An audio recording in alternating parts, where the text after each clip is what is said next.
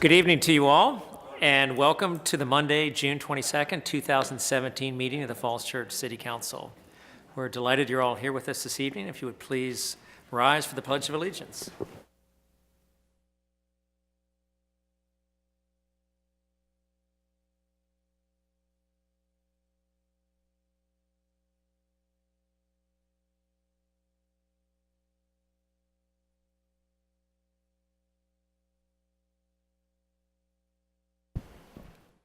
Okay, Madam Clerk, will you call roll, please? Yes.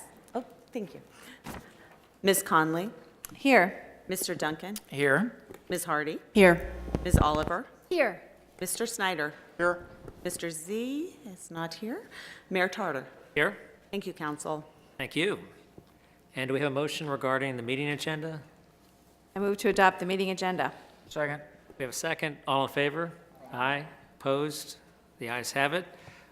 We do have a busy meeting this evening, but we're delighted to have so many folks here with us. We have some special proclamations and some important activities today. We're going to start with a proclamation to one of Falls Church finest, Mr. Lou Olam, who is turning 100, and it's been a great part of our community for so many years. Mr. Olam has a little difficulty getting out these days, and so he's going to be watching from home, but he has a very special birthday celebration planned for him on July 8th that I think Mr. Sharp's going to speak to in just a minute. But if I could, I'd like to start with the proclamation, and hopefully Mr. Olam can hear us on TV. Whereas Lou Olam will celebrate the occasion of his 100th birthday on July 10th, 2017. Whereas Mr. Olam has been a member of the Falls Church City community since 1953 and has been a very active volunteer during that time. Whereas Mr. Olam has a long career of service to his country in the field of international affairs. Whereas Mr. Olam has contributed greatly to the community through his service as a leader in the improvement of the city's school system by serving as a school board member and as a decades-long champion of the International Baccalaureate degree program in the schools. Whereas Mr. Olam helped to sustain the fabric and appearance of the community through his tireless engagement and his organizing support for the Citizens for a Better City, the Village Preservation and Improvement Society, and other civic organizations. Whereas Lou Olam has received numerous recognitions and accolades, among them the Spirit of Falls Church Award. Now, therefore, I, David Tarter, the mayor of the City of Falls Church, do hereby proclaim July 10th, 2017 as Lou Olam Day in the City of Falls Church and urge all residents to recognize Mr. Olam's centennial milestone and celebrate the life and accomplishments of this generous man and longtime city resident.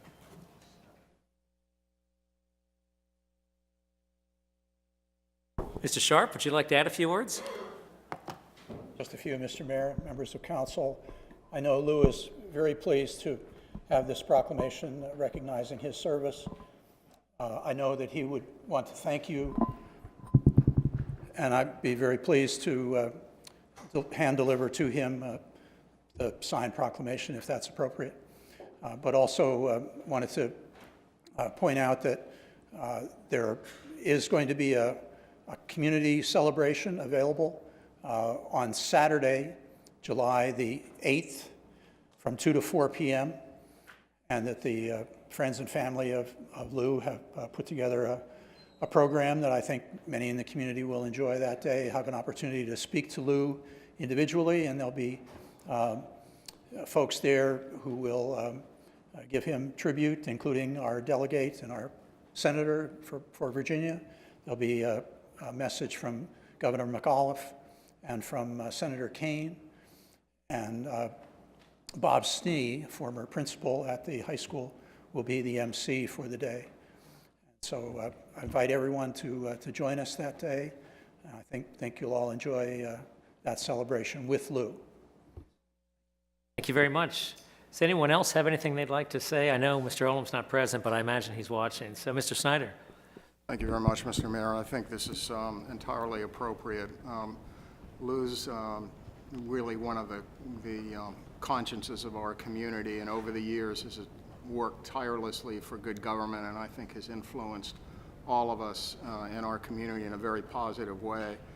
My family has had some great times with Lou and look forward to more in the future. I recall especially Lou's talk about his work with Edward R. Murrow, one of the great media giants of the second half of the 20th century, who, like Lou, was a conscience of the community. So my heartfelt thanks to Lou for everything that he's done, and we need your engagement in the future, just as we've been blessed by having it in the past. Thank you very much. Okay. Ms. Conley, did you have something you wanted to say? I've also had the pleasure to work with Lou on a lot of different occasions, particularly in the schools. We did a anniversaries video about the founding of the IB Diploma Program, and I interviewed Lou about 3 years ago, and he had great stories about the founding of Falls Church and how the International Baccalaureate Diploma came, and he was just full of joy to be able to talk about the things that he has done in the city. So, Lou, thank you for all you've done. You've really influenced a lot of people. Okay, I know there's going to be plenty more to come on July 8th, but Lou, I know you're watching, and our heartfelt thanks to you, and we appreciate all your great work for our community. Let's go ahead and move on to our curbside food waste collection program, and I understand Chrisma Gao is going to speak to that. Welcome. Thank you. Thank you very much for having me. My name is Chris McGow, Solid Waste Coordinator for the city. I wanted to introduce the state of Virginia's first curbside food waste pilot program. So we are pumped here in the city of Falls Church to offer this to our residents. The city has long led other state jurisdictions in recycling initiatives. Annette Mills was the powerhouse to create many of these. So I'm just really proud that we found a way forward to take a deeper dive and divert more things out of the trash can. Food is the next big thing. We're excited to recycle it to create compost.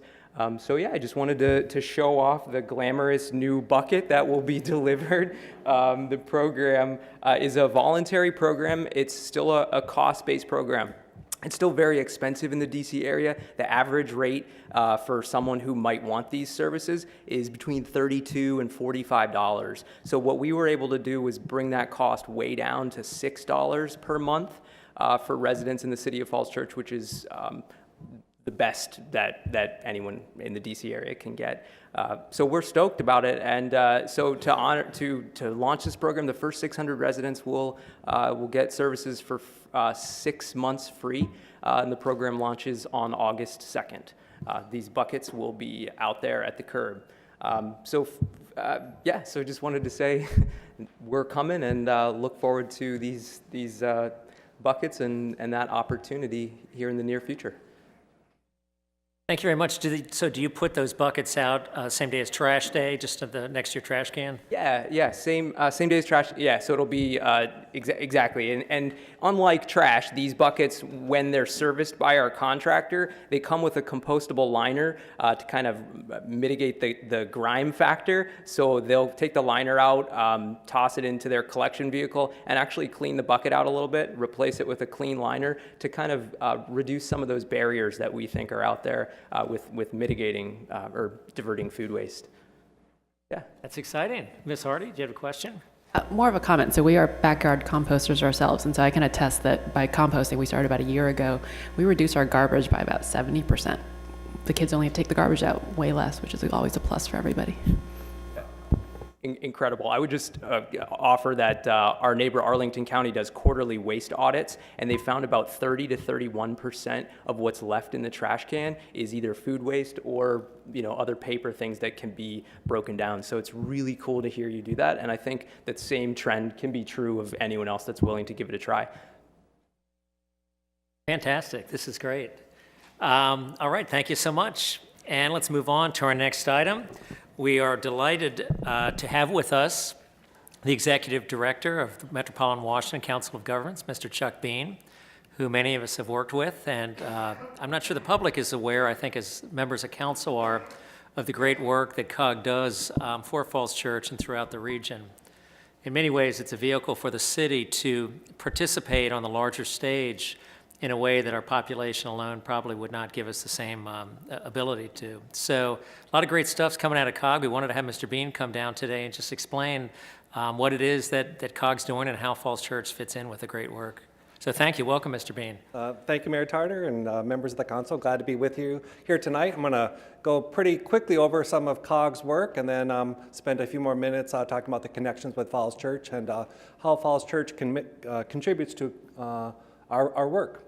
The regional map for the council of governments is about 3,000 square miles. We have 24 member government organizations. This is an area that includes about 5.5 million people, and COG is celebrating its 60th anniversary this year. Each month, in addition to the COG board and the TPB, about 1,500 officials and experts, subject matter experts, your police chief, fire chief, the city and county managers, including Mr. Shields, come to COG every month to share practices and collaborate as a region. Structurally, we have the COG Board of Directors. We have two other independent policy boards, National Capital Region Transportation Planning Board, which is the Metropolitan Planning Organization that I'll spend a minute on in a moment. Also the Metropolitan Washington Air Quality Committee, several policy and technical committees that have been established by the COG Board, and then the City County Managers Committee, which we generically call the Chief Administrative Officers Committee. The Metropolitan Planning Organization is one of almost 400 MPOs across the country. Any urbanized area that has at least 50,000 people must have a metropolitan planning organization. Part of the carrots that hold a regional plan together is that any project, in order to receive federal funding, must be part of the regional MPO's plan. At the Council of Governments, we have about 130 staff, $46 million budget the year that we're finishing up June 30th, meaning this week. Biggest area of our work is transportation planning, also environmental programs, community planning and services, and then public safety and homeland security. In addition to our major departments, we also have cooperative purchasing in order to help our member jurisdictions save money, and I have with me our Director of Contracting, Rick Conrad, who's going to spend just a couple moments on some upcoming purchases. Our 9 disciplines that we combine in our vision for the region, which is called Region Forward, land use, transportation, environment. These are areas of work that cross our policy committees and also our staff departments. A little bit more about the connections with Falls Church and the Council of Governments. In our transportation area, Falls Church engagement with the Transportation Planning Board has resulted in a grant this year. We call it a TLC grant, Transportation Land Use Connections Program. Falls Church received $50,000 for the West Falls Church Transportation Study, which is the parcel of land granted from a boundary adjustment with Fairfax County. Over the last half dozen years and recently completed was a Transportation Investment Generating Economic Recovery, a TIGER grant, which totaled more than $50 million for the region. 29 million of that were for 5 projects in Virginia. This year, Mayor Tarter is serving as the president of the COG Corporation, and as part of that is leading an initiative on transit-oriented development within the metropolitan area. And this is in collaboration with WMATA and the chairman of the Prince George's County Council. I think the idea here is what are the lessons learned, what's the toolkit so that WMATA can better leverage its own real estate, but even more important, perhaps, the planning directions throughout the region can better utilize transit-oriented development for to mutually benefit the jurisdiction and WMATA. Also in transportation, Falls Church has benefited from the enhanced mobility grants. As I understand it, Fairfax County Department of Neighborhood and Community Services, which serves Falls Church residents for this purpose, received 3 grants totaling over $1 million to replace buses and vehicles for the Human Services Transportation Program. The ARC of Northern Virginia received a sizable grant, as did Columbia Lighthouse for the Blind, which received grants to help those who are blind, deaf, and visually impaired use the metro system. Another grant in this category is called the Job Access Reverse Commute Funding Program, and Diamond Transportation received almost $700,000 for vehicles to provide rides to employment sites in Northern Virginia for individuals with disabilities. In the transportation realm, we also administer for the region a number of campaigns, the Street Smart campaign for bicycle and pedestrian safety. For over 41 years, we've operated the Commuter Connections program for the region, and as part of Commuter Connections, we operate the Guaranteed Ride Home program to entice, support people that participate in van pools, car pools as part of the Commuter Connections program. In a similar vein, in the environmental area, we run several campaigns. One is the Go Recycle campaign, which educates the public about the benefits of recycling, particularly in the workplace. Additionally, the Community Engagement campaign has supported several efforts, including regional drug take-back campaigns and the Protect Your Pipes campaign. We also facilitate a word about the Tap It program, where people can fill up their water bottle with tap water at 750 locations across the region, reducing waste from plastic bottles. In the environmental area, COG supports the Solarize Nova campaign, providing about $13,000 to the Northern Virginia subregion and $3,000 directly to Falls Church. And as I understand it, over 360 households have signed up in Falls Church. Perhaps that number is greater than that as of today. And at the request of Falls Church, COG is coordinating technical assistance from the Oak Ridge National Laboratory to conduct a geothermal feasibility assessment for the City of Falls Church campus redevelopment project. Finally, Councilmember Dan Z, who serves as chairman on the Council Government's Chesapeake Bay and Water Resources Policy Committee, is part of our Metropolitan Washington team going to the, quote, Innovations in Building Resilient Communities Leadership Academy, which is run by the Institute of Sustainable Communities, which I understand is the reason why he's not with us this evening. He's on a COG workshop. So we're one of the regional teams from across the country participating, and our participation is financially supported through the Institute of Sustainable Communities, and they estimate the value provided to each participant at about $10,000.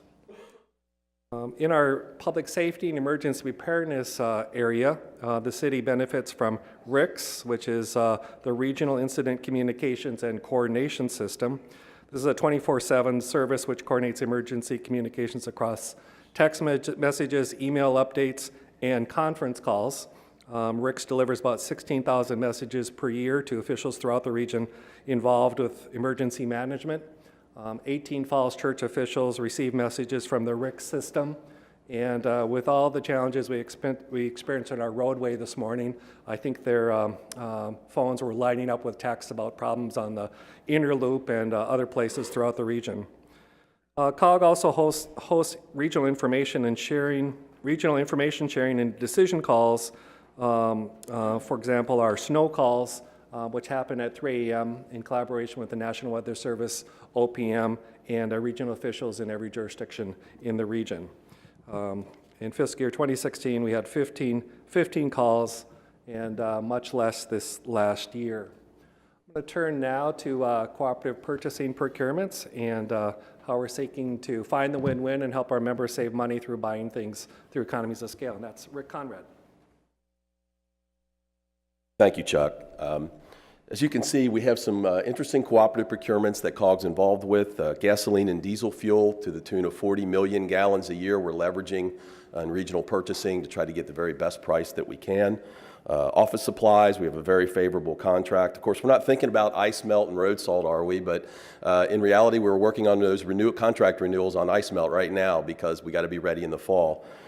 Furniture and lighting, and we'll hear a little bit more about lighting on the second slide, and EMS medical supplies, personal protective equipment for firefighters, and a lot more.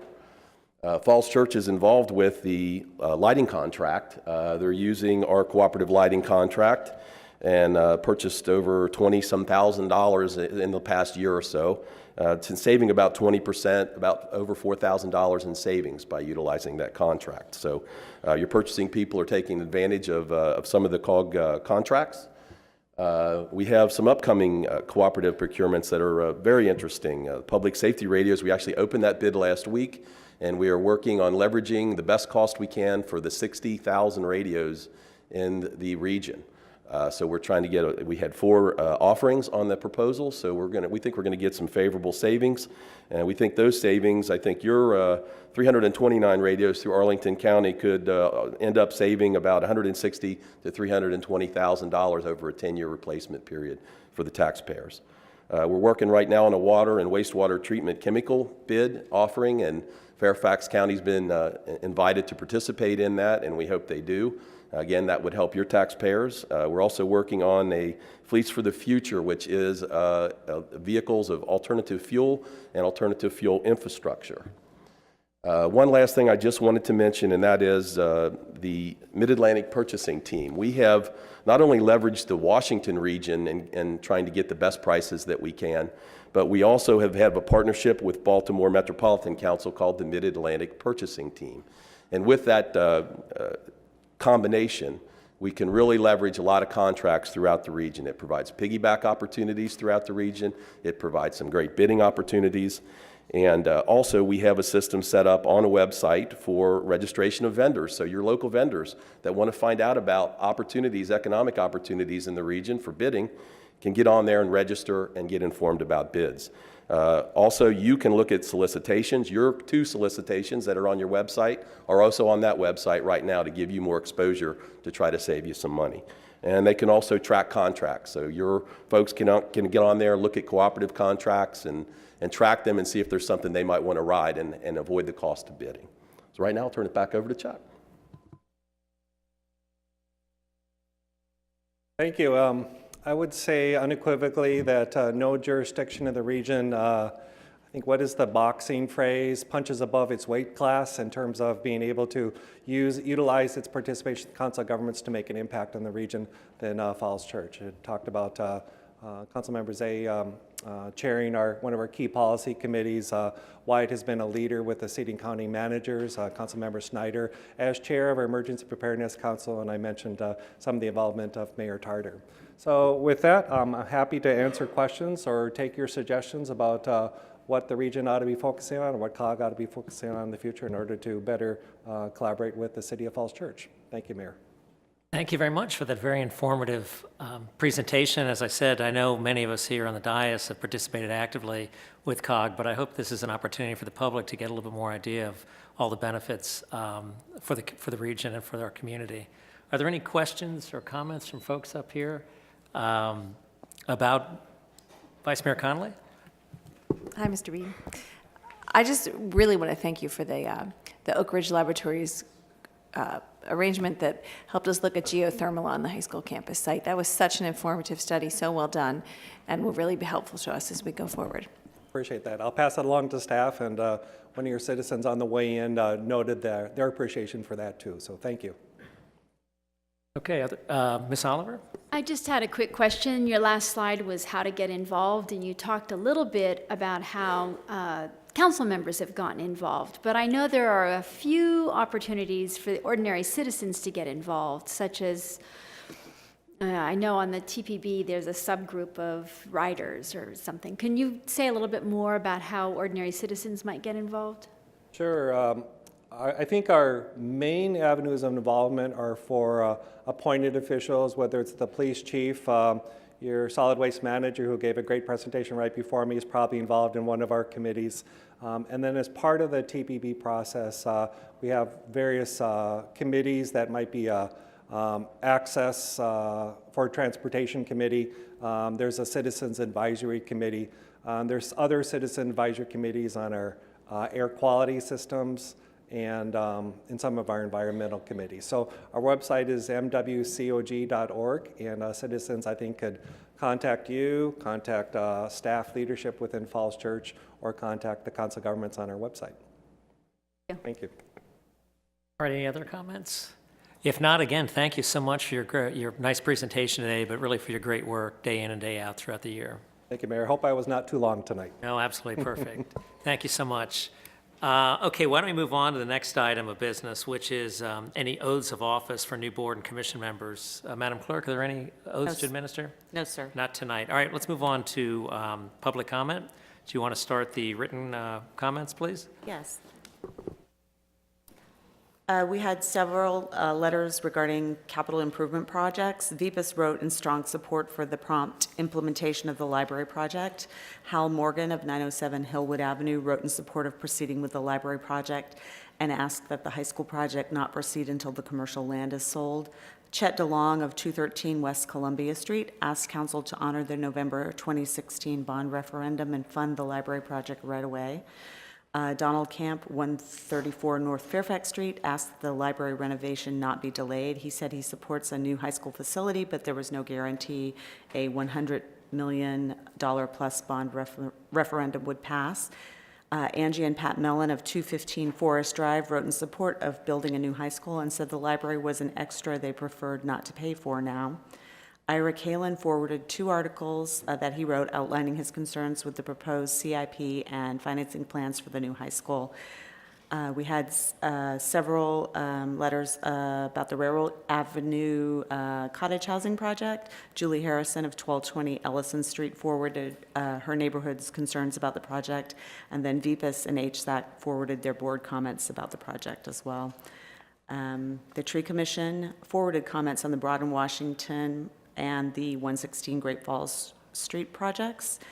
And the mayor received several letters from around the state thanking him for supporting the Paris Climate Agreement. And this evening, Johanna Berry also sent an email supporting moving along on the library. And then Mr. Lomoni also provided some comments about the CIP, and I think I saw him here. Oh, yes, so he might be speaking tonight. Yeah, so that was it. Thanks. Thank you very much. So we do have some folks who filled out speaker slips. They're in my hand right here. If you have not filled out a speaker slip and you wish to speak this evening, please get one of these from the lobby and fill it out and hand it to the clerk, and I'll call your name. You can either speak now or when an item is called. That's up to you. If you do speak, however, please state your name and address for the record and keep your comments to 3 minutes so we can get through our speakers and the rest of the evening without too much time. I'm going to go ahead and start calling names again. If you want to speak and you don't have your name here yet, please go ahead and fill out a form. Our first speaker is Mr. Wartime, Steve Wartime, followed by Mr. DeLong. Stephen Wertheim, 310 North Underwood Street. Just a quick question. Is COG involved with Metro funding? Well, I'll tell you, they're involved. They're spending a lot of time with Metro and trying to work out some Metro. But that's an item that being dealt with. Well, we're trying. That's the plan.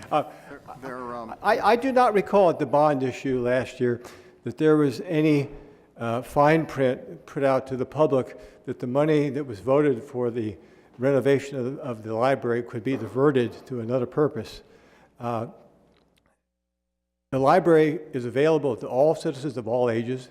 High school, as important as it is, it's used by a small portion of the population of Falls Church.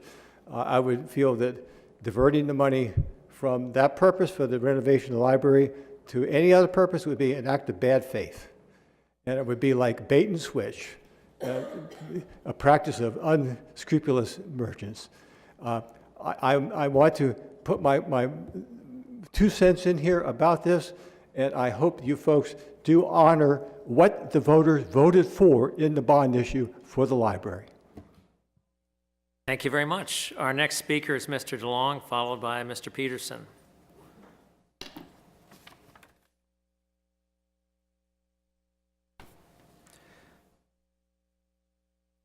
Welcome. I am Chester W. DeLong, 213 West Columbia Street, Falls Church. Mr. Mayor, council members, city officials, and fellow citizens. Tonight's agenda on the resolution on the CIP amends the CIP by addition of $117 million for the high school, leaving other projects unchanged.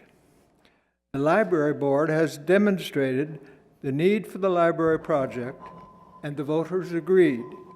It is needed now, and we believe it should be done within the 5-year CIP cycle, as it now stands. To put it out to 2025 is essentially to kill it. We have no idea how long the elevator and the HVAC system will go without major or total breakdown. I ask Council to permit the library project to proceed as soon as possible. I understand also that there may be a new compromise proposal being brought to Council tonight. We would like to be able to comment on it when we have had a chance to hear it. Thank you. Thank you very much. Our next speaker is Mr. Peterson, followed by Ms. Bentrup. Welcome. Good evening, Council. My name is Jeff Peterson, and I reside at 205 Tyson Drive. And I'm also a member of the Village Preservation and Society Board of Directors. At the June meeting of the VPIS Board of Directors, the board voted to strongly urge the Council to maintain their support for the project to upgrade and improve the Mary Riley Stiles Public Library, which was approved by referendum by the city voters. VPIS views the library as a critical institution supporting all elements of the Falls Church community. VPIS works closely with the library to implement programs and projects such as the recent partnering to make new technology for improving and assessing heating and cooling systems around Falls Church available to Falls Church residents. VPIS also works closely with the library to expand and strengthen the archive for Falls Church history. The library project, however, is included in the CIP, and we urge you to maintain that support for prompt implementation of the library for several reasons. The project is well conceived. It is the result of extensive and careful planning to focus resources on the most critical needs of the library. The project is urgent. The renovation will address urgent upgrades to mechanical and electrical systems and replacement of aging elevator and restrooms. And the expansion of the library will add roughly 6,000 additional square feet to support the rapidly growing use of the library by Falls Church citizens. Finally, the library has strong support from the public as demonstrated by the recent referendum. It would be unwise and unfair to the public to advance capital projects that do not have clear public endorsement ahead of the library project that does have strong public endorsement. Thank you very much. Thank you. Our next speaker is Ms. Bentrup, followed by Mr. Lamone. Welcome. Good evening, everybody. My name is Nancy Bentrup. I'm here with my husband, John. We've moved to 516 Timber Lane in 1994. I've served twice on the library board and have been a volunteer there. We're here tonight to show our support for the library, its staff, and board. Our town voted overwhelmingly on the bond referendum to move the library project forward. There are fundamental issues with safety and health with the library building that need to be addressed now, in addition to making the library more accessible for all of its patrons.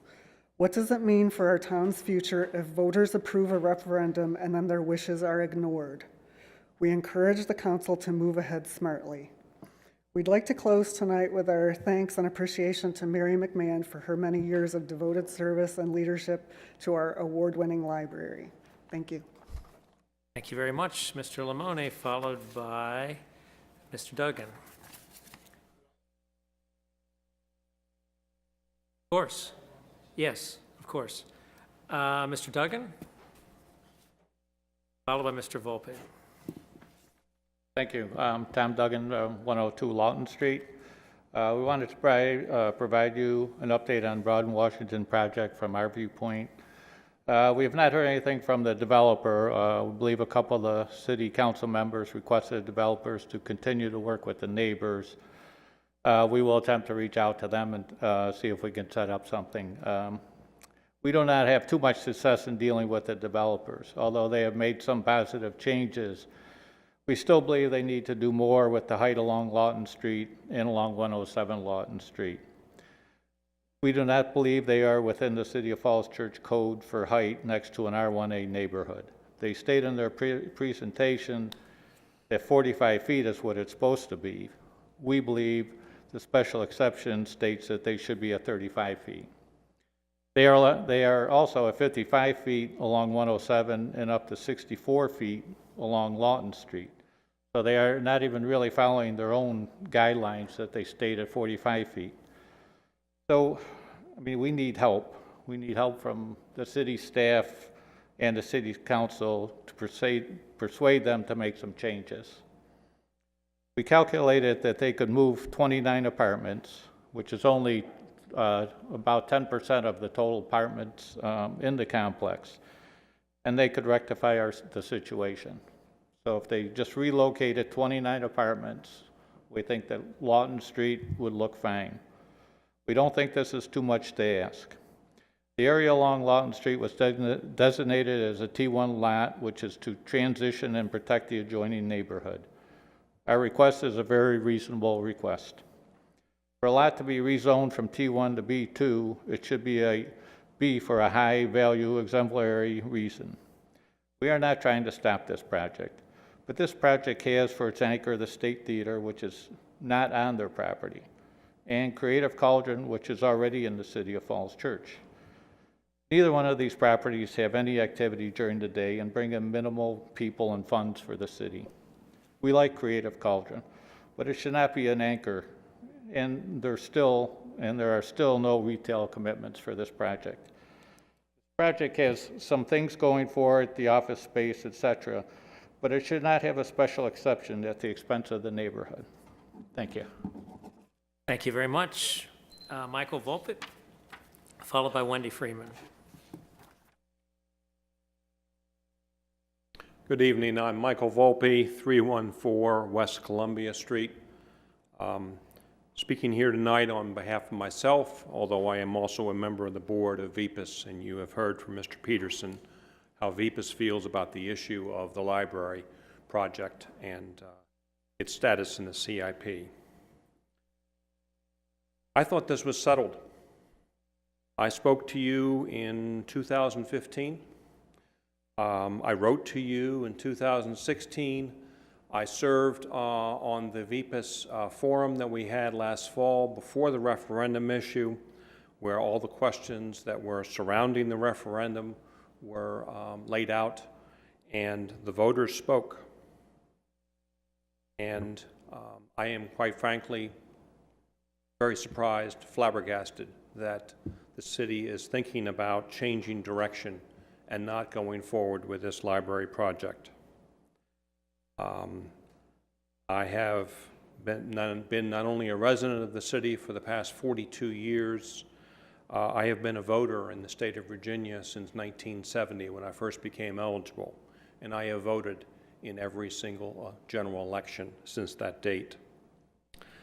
This is an issue, I think, that will be front and center for the council elections this fall, and I think 3 of you are running for re-election. And I would like to know, at the end of the day, before the election, where each of you stands and where the other candidates stand on this particular issue. Thank you very much. Thank you. Our next speaker is Wendy Freeman, followed by Mr. Kalin, Ira Kalin. Wendy Freeman, 416 Park Avenue. I'm embarrassed to say I'm not a composter, but maybe. Good evening, Mayor Tarter and council members. The state of our public library is a direct reflection of the value that we place on the dissemination of knowledge and on educated citizens. Postponing renovation of the library is saying we don't care about those things, or about public opinion as reflected in the referendum of last fall. I know it means more debt and higher taxes. And that's what debt and taxes are for, is to pay for projects that represent who we are as citizens. I respect the difficulty of your job in supporting the values of the community and remaining fiscally responsible, and ask just that you consider the message we are sending about our identity as a community if we postpone this very important project until 2025. Thank you very much. Thank you. Our last speaker, at least who signed up, is Mr. Kalin, Ira Kalin. Okay, sounds good. All right, well, that's the last speaker that I have at this point. So let's go on and move to council requests. Are there any council requests? Okay, why don't we move on to the report of the city manager, Mr. Shields? Thank you, Mayor Tarter. Just a few things to report on tonight. One, at the library, our staff has completed the conversion to a new computer system that handles all of our collections and the checkout, and check-in and check-out. It was a very smooth conversion. It was a little bit nerve-wracking, and the library did close for one day last week to affect that conversion. But I want to thank the public for your patience during that and congratulate the staff on a successful conversion. I also want to congratulate, we have 2 new police recruits that just graduated on Friday from the Northern Virginia Regional Police Academy. Robert McShane and Jennifer Wood will be joining the force now as probationary officers and for the next 6 months. And I also want to congratulate Jennifer Wood, who won the entire Regional Academy's Physical Training Award, which is the first time that a Falls Church graduate has been so recognized. And with a graduating class of many officers, that's a great distinction. I also wanted to recognize Susan Finarelli, who helped the city of Alexandria during the shooting of a week ago. We responded with mutual aid to provide PIO support. Their PIO director was actually out of the city at that time, and we received a letter today from the police chief, Long, thanking Susan for her assistance during that event. And that is what mutual aid is all about. We get helped very frequently by surrounding jurisdictions, and it's nice to be able to return that as we're able. Those are items that I wanted to report on tonight. I'd be happy to answer any questions. Any questions or comments for Mr. Shields? If not, why don't we move? Okay, Ms. Hardy. Not related to a report, but I wanted to know the status of the Broad Street repaving project, whether they're done. I know that only eastbound has been done right now. Is westbound going to be done soon? Yeah, well, that paving project was funded through the Primary Extensions Program, which is funded by VDOT. And the city's preference was to do half of the city, all 4 lanes at once, and then next year do the other half of the city, all 4 lanes at once. VDOT had it in their system that it was going to be 2 lanes all the way through the city from West Street to the eastern boundary. And we worked with them to try to change that, but that's the way they had it set up in their system, and so that's the way it was done. So next year, we'll get the next cycle of primary extensions funding, and we'll come back and do the other side of the street. It's not the way we wanted to do it, but it's the way we had to do it working with VDOT. Okay, anything else? Mayor Tarter, could I make one note on the agenda for tonight? Of course. We have an item for the rezoning at 116 Great Falls Street, and I just wanted to note that that is at the end of tonight's agenda because we do have a number of council members that have a conflict or who want to recuse themselves on that item, and so we have moved that to the end of the agenda. For those who may want to speak to that item, I will simply note that tonight's requested action is to refer it out to the Planning Commission and to boards and commissions on comment, and then it will come back to the City Council on August 14th. So there still will be plenty of time for the public to comment on that if there's a desire to do so, but that's what tonight's requested action is simply to restart with a new first reading and allow that public process then to ensue. August 14th is the scheduled date for that to come back. Thank you very much. Anything else from Mr. Shields? If not, why don't we move on to business on the agenda? Madam Clerk, will you call the first item, please?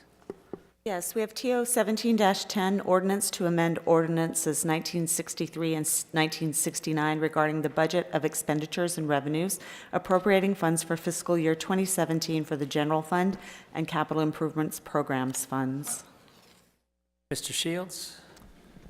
This item is an amendment to the FY17 budget, which we're just about to end. I think the main item on the agenda tonight is the CIP for FY18. And so tonight is second reading for these operating budget amendments.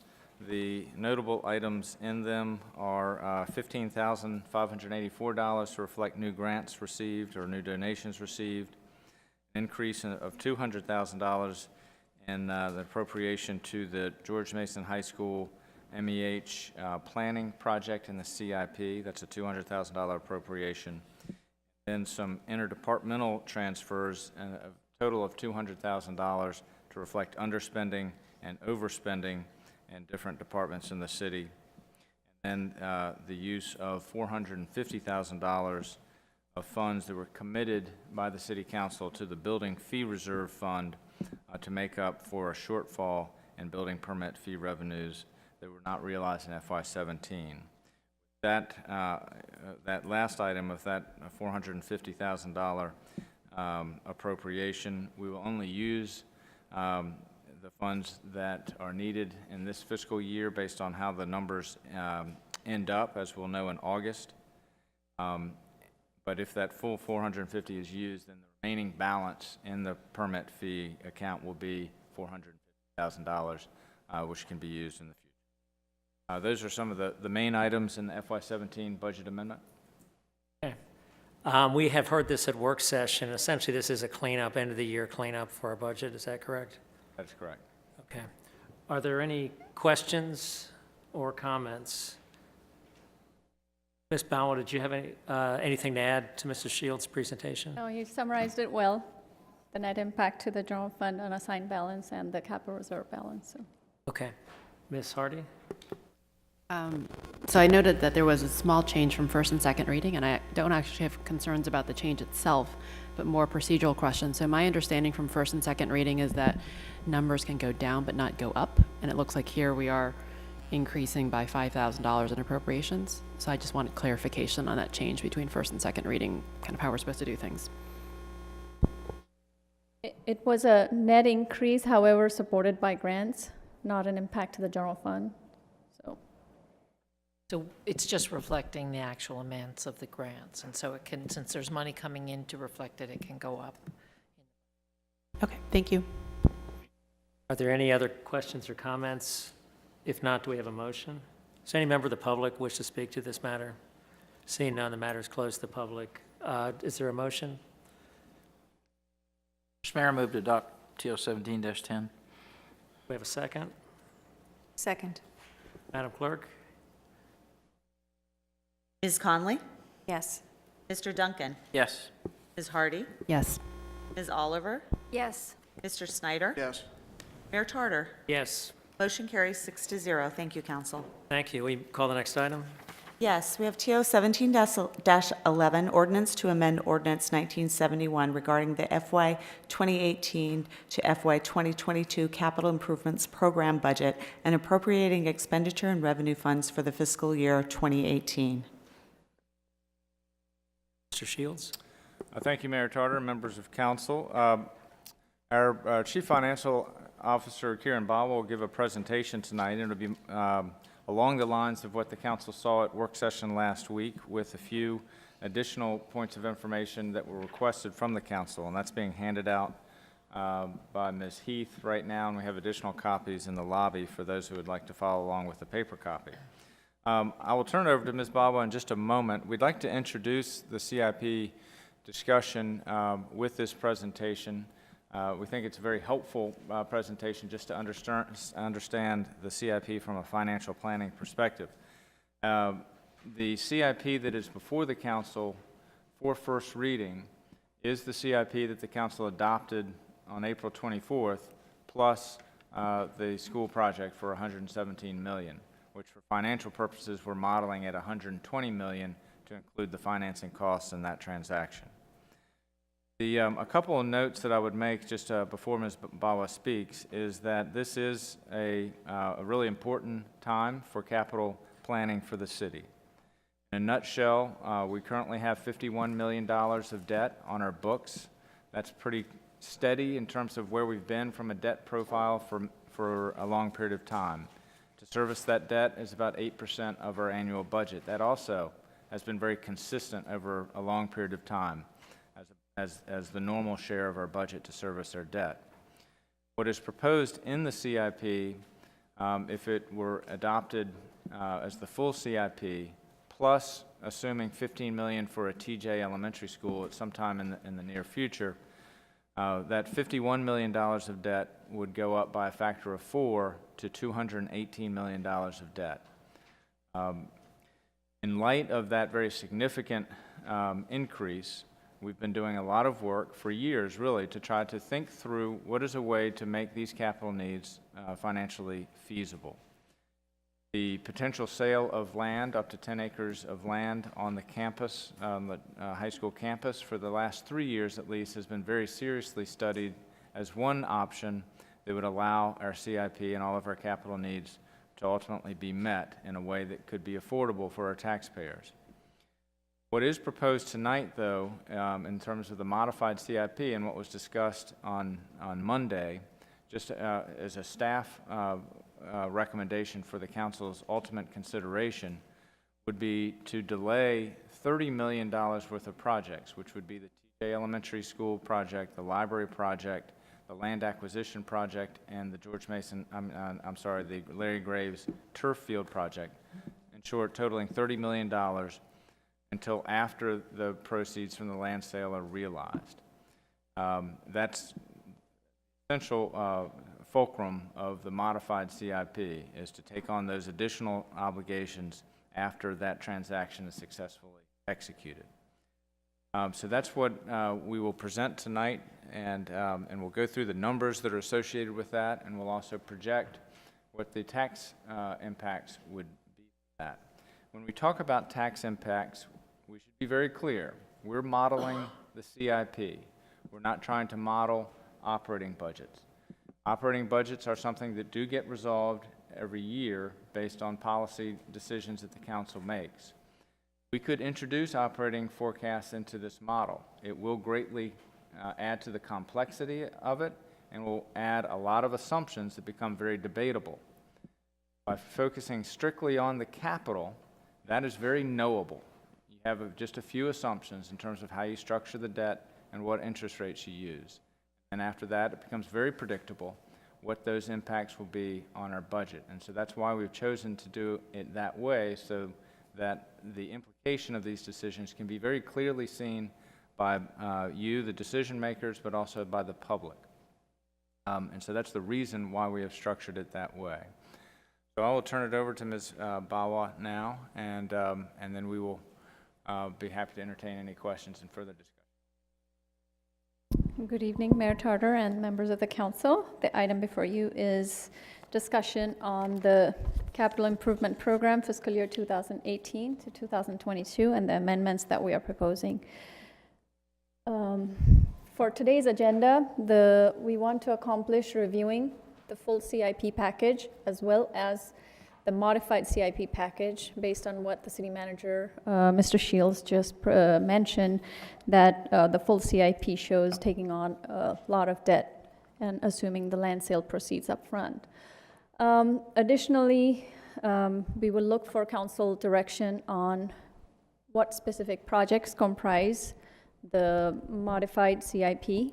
We are able to provide the boundary on the debt levels, and we seek for your direction on that. Today is the first reading of the ordinance, this one and the referendum. July 24th will be the second reading prior to filing for the bond referendum early August. And the bond referendum itself, the proposed referendum, will be on November 7th, 2017. By way of background, city's current debt situation is $51.2 million between the school and the general government, and we're paying a debt service of roughly $6.2 million annually, which is equivalent to 8% of the operating budget. And that amounts to 16 cents on the real estate tax bill. Just to give you an idea, 16 cents on average household of 700,000 is equal to $1,120. So that's the ballpark of the bill. That much is going towards per household on paying the annual debt service. Going forward, looking in the future, the full CIP debt, as per the fiscal year 18 to 22 adopted budget, CIP budget, we have 33.2 million programmed over 5 years. And there has been a proposal from the school for the most optimal community school proposal for 117 million, with financing costs equal to 120 million is what we are modeling in here for the George Mason High School. Thomas Jefferson Elementary School is not in the current 5-year CIP, and this amendments do not ask for including it either. However, it has been of interest, and we were asked to kind of project it out in our bonding capacity. So it has been included just in the model for way of knowing what it would be with this project. On the right is the chart which shows city's total debt, and the blue portion is the current debt. We are at 51.1 million.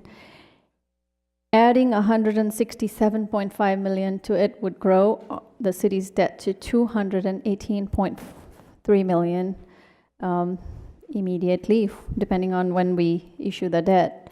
It as mentioned earlier by the city manager, it is a big debt that the city is taking on, increasing our debt fourfold, and all measures should be taken to mitigate the impact on the taxpayers, as well as looking at our financial sustainability long-term for the city itself. The next slide kind of shows the 218 million debt service, the full CIP package. So starting right at the bottom, 6.2 million is what the annual debt service is right now. This chart is showing the debt service, annual debt service over the next 30 years for the debt of 218 million. On top is the purple, which is the miscellaneous general government projects, which include all the smaller projects that were adopted as part of the 5-year CIP, including the shooting range, the equipment, the voting equipment, and miscellaneous general government projects. The light purple mauve is the park land acquisition 4 million project. The one above it, the pink, is the city hall project, proposed to be issued over 2 years. The need is 11.275. That's what's projected in the model, and split over 2 years, 6 and a little less than 6 to make up that 11.2. And the library issuance to go in fiscal year 19 and starting the debt service in fiscal year 20 is in green line. So up until here, you see the impact of the CIP, the current adopted CIP, with all these colors all the way up until green. So today we are proposing the new issuance of debt to be included in the CIP for 120 million, which is shown in these red bars, the debt service for 120 million. That's for the George Mason High School. The orange portion here is for the Thomas Jefferson Elementary School, starting with issuance in fiscal year 20 and debt service payouts in 21. This purple line here shows the 12%, city's 12% debt service to total expenditure policy as adopted by council. And I'd like to mention that industry's general practice is somewhere between 11 and 12%, so we are in compliance with that, slightly on the higher side. However, over the years, we have very much been in with the current debt, we are very much within our policy. And this blue portion, should the city not issue any debt, we would have paid up all our debt in fiscal year 36, just highlighting that, so kind of put things in perspective. So with this policy and assuming issuing the full CIP debt as per the program timelines for each of the projects, You notice we are projected to exceed this policy over 7 years in as much as 17.2% in fiscal year 21, the year we take on the Thomas Jefferson. The light blue here in the out years is projecting, modeling 5 million increase for miscellaneous CIP needs in the out years every other year. So 5 year is in this year, and starting the debt service in 27 for any future projects that would be required.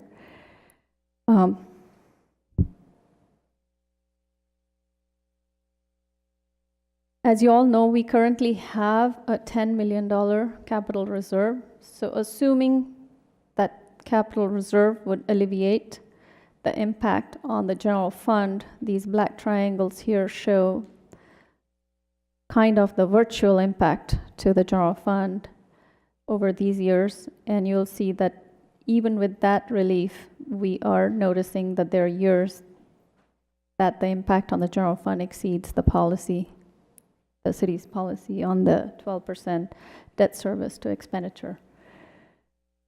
And this slide shows these purple triangles, which assume a sale of $40 million to happen in fiscal year 22, along with the $10 million in reserves. So the $50 million projected reserve to alleviate the burden on the general fund. So that's kind of like the net impact on the general fund, assuming the land sales in this model.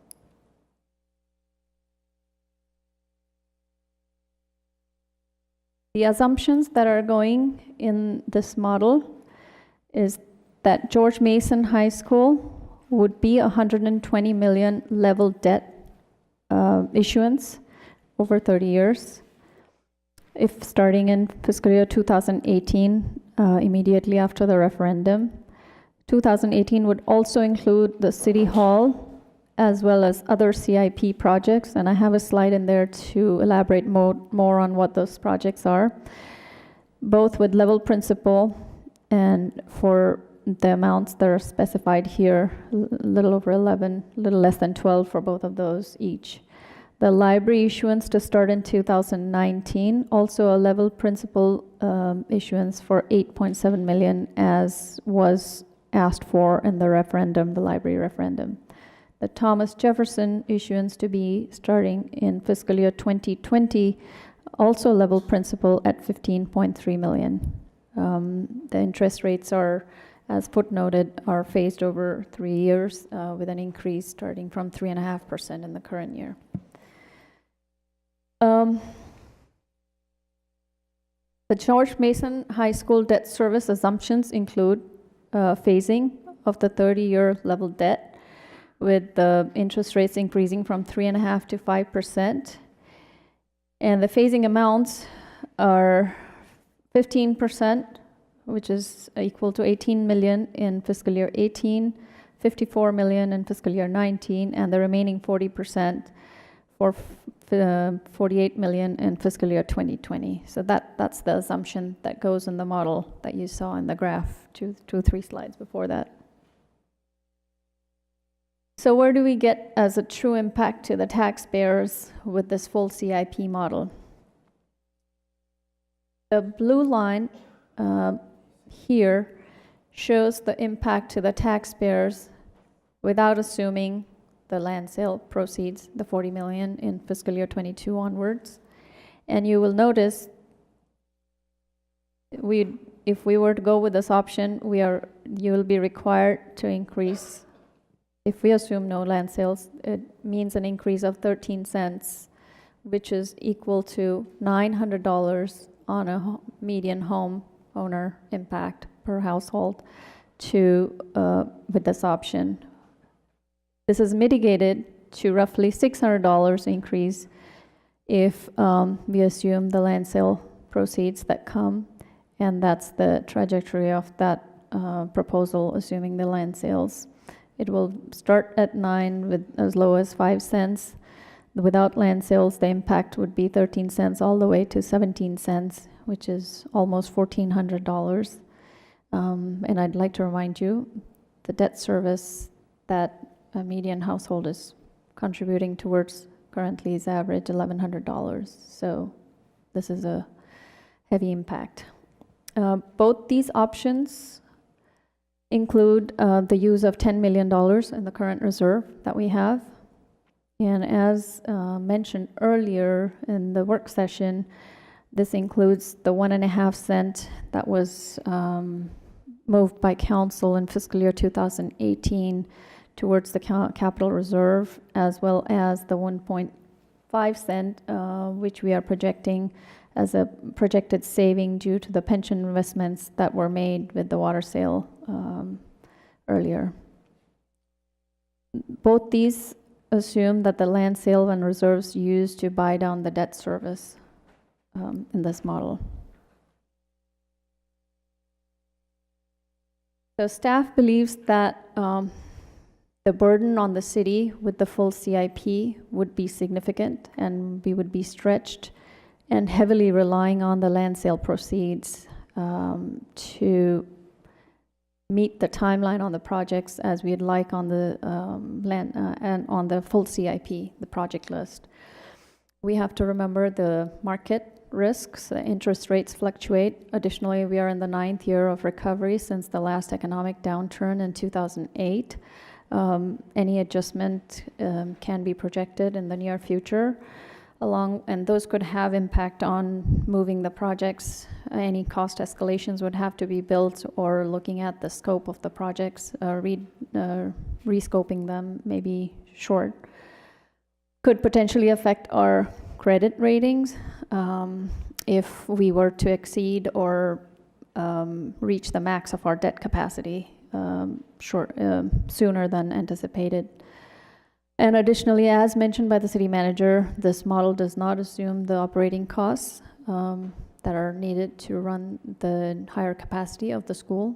So keeping all this in mind, it's advisable to rely as little as possible on the land sale proceeds even before they are realized. So to realign the timeline, we are proposing a model, a modified CIP version, which realigns the project timelines of about 30 million to realize in alignment with when in fiscal year 22 when the land sale proceeds are received.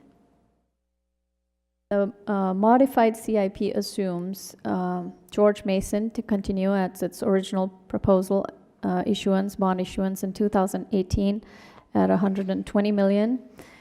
And also, so does the City Hall project 2018 issuance at the original cost. Other CIP projects to be reduced by 5 million, 1.1 million in the turf project, and 4 million in the parkland acquisition. And the remaining to continue as the part of the 2018 issuance. The library, as you recall, the last time around, was delayed to 2025. However, there was an impact on the real estate at 4 cents, and that dropped to 2 cents. So we are proposing that if we do not drop that 2 cent and we continue to remain at 4 cents, we can advance the library project bond issuance to fiscal year 2022 at 10.7 million, the escalated cost of 8.7 million this year. And Thomas Jefferson would be delayed till 2025 at 15.3 million. 15.3 million being the higher end of their estimate, 10 to 15 million. We're not building any escalation in that amount. Going backwards. The list of other CIP projects, some of the bigger ones are that are included in the modified shooting range, transportation, the 1 million remaining for the Mount Daniel that's needed, all the equipment, the voting equipment, and the other vehicles. What's delayed is the turf for 1.1 million and the parkland acquisition for 4 million. That's modeled in the modified CIP. So here is what the modeling of the modified CIP looks like. Again, we start at the current debt service that we have. Reduced the miscellaneous general government by 5 million and keeps this pink portion as the City Hall, keep it at fiscal year 18 issuance. The George Mason, starting in 2018, and with the leveling or smoothing of the real estate tax, we are able to advance the library from fiscal year 25 to fiscal year 23-24. As you'll see in the slide, Thomas Jefferson continues to be funded in 2025 with debt service starting in 26, and then miscellaneous $5 million of issuance for outer years for every other year.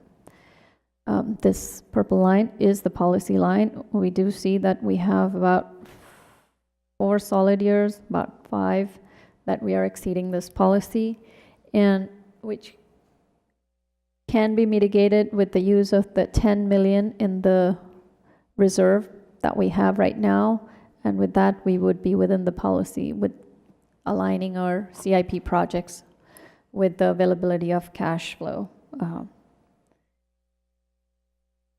And then these purple triangles show the virtual impact to the general fund, assuming $50 million in support here from reserve, $10 million from the current reserve, and $40 million from the land sale proceeds.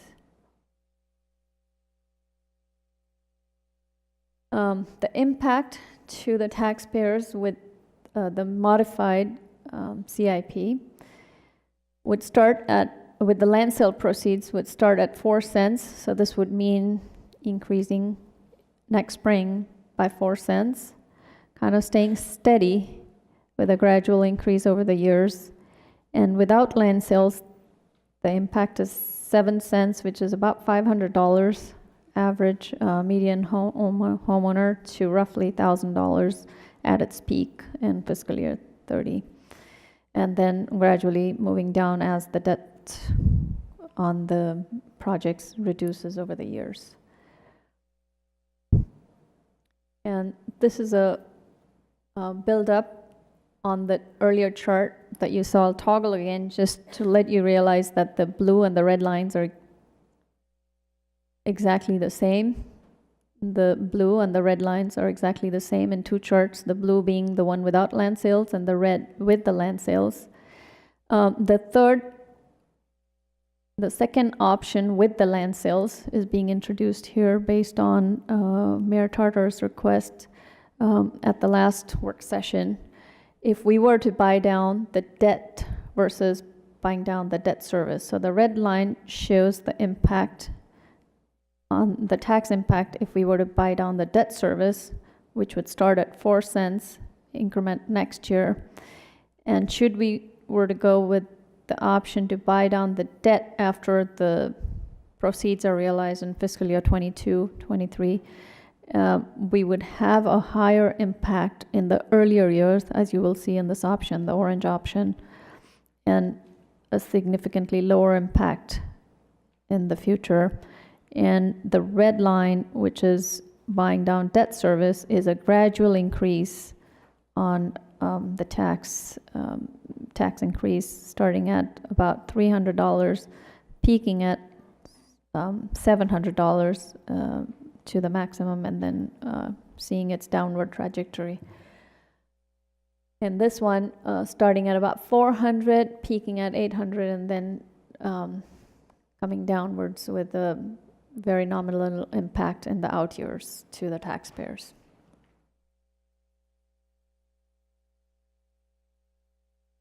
With that, I'll just like to briefly introduce the affordability matrix for Falls Church in relation to different jurisdictions that we are compared to in our neighborhood.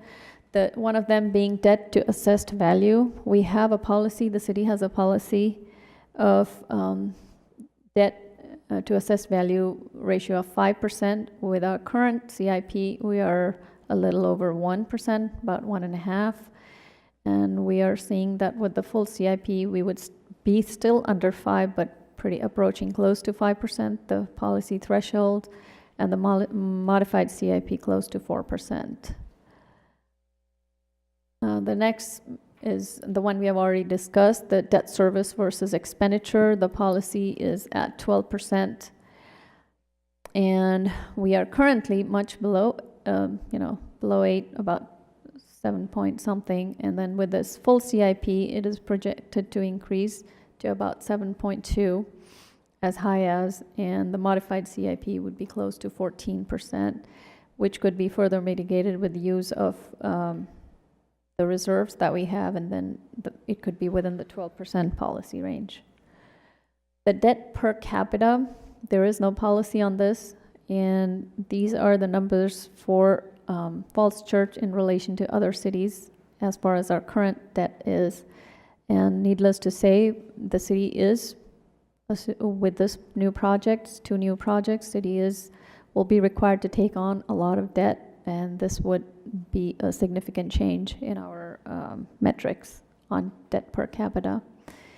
To kind of put that in perspective and including the household, median household income, there is no policy on this, but we are below 10%.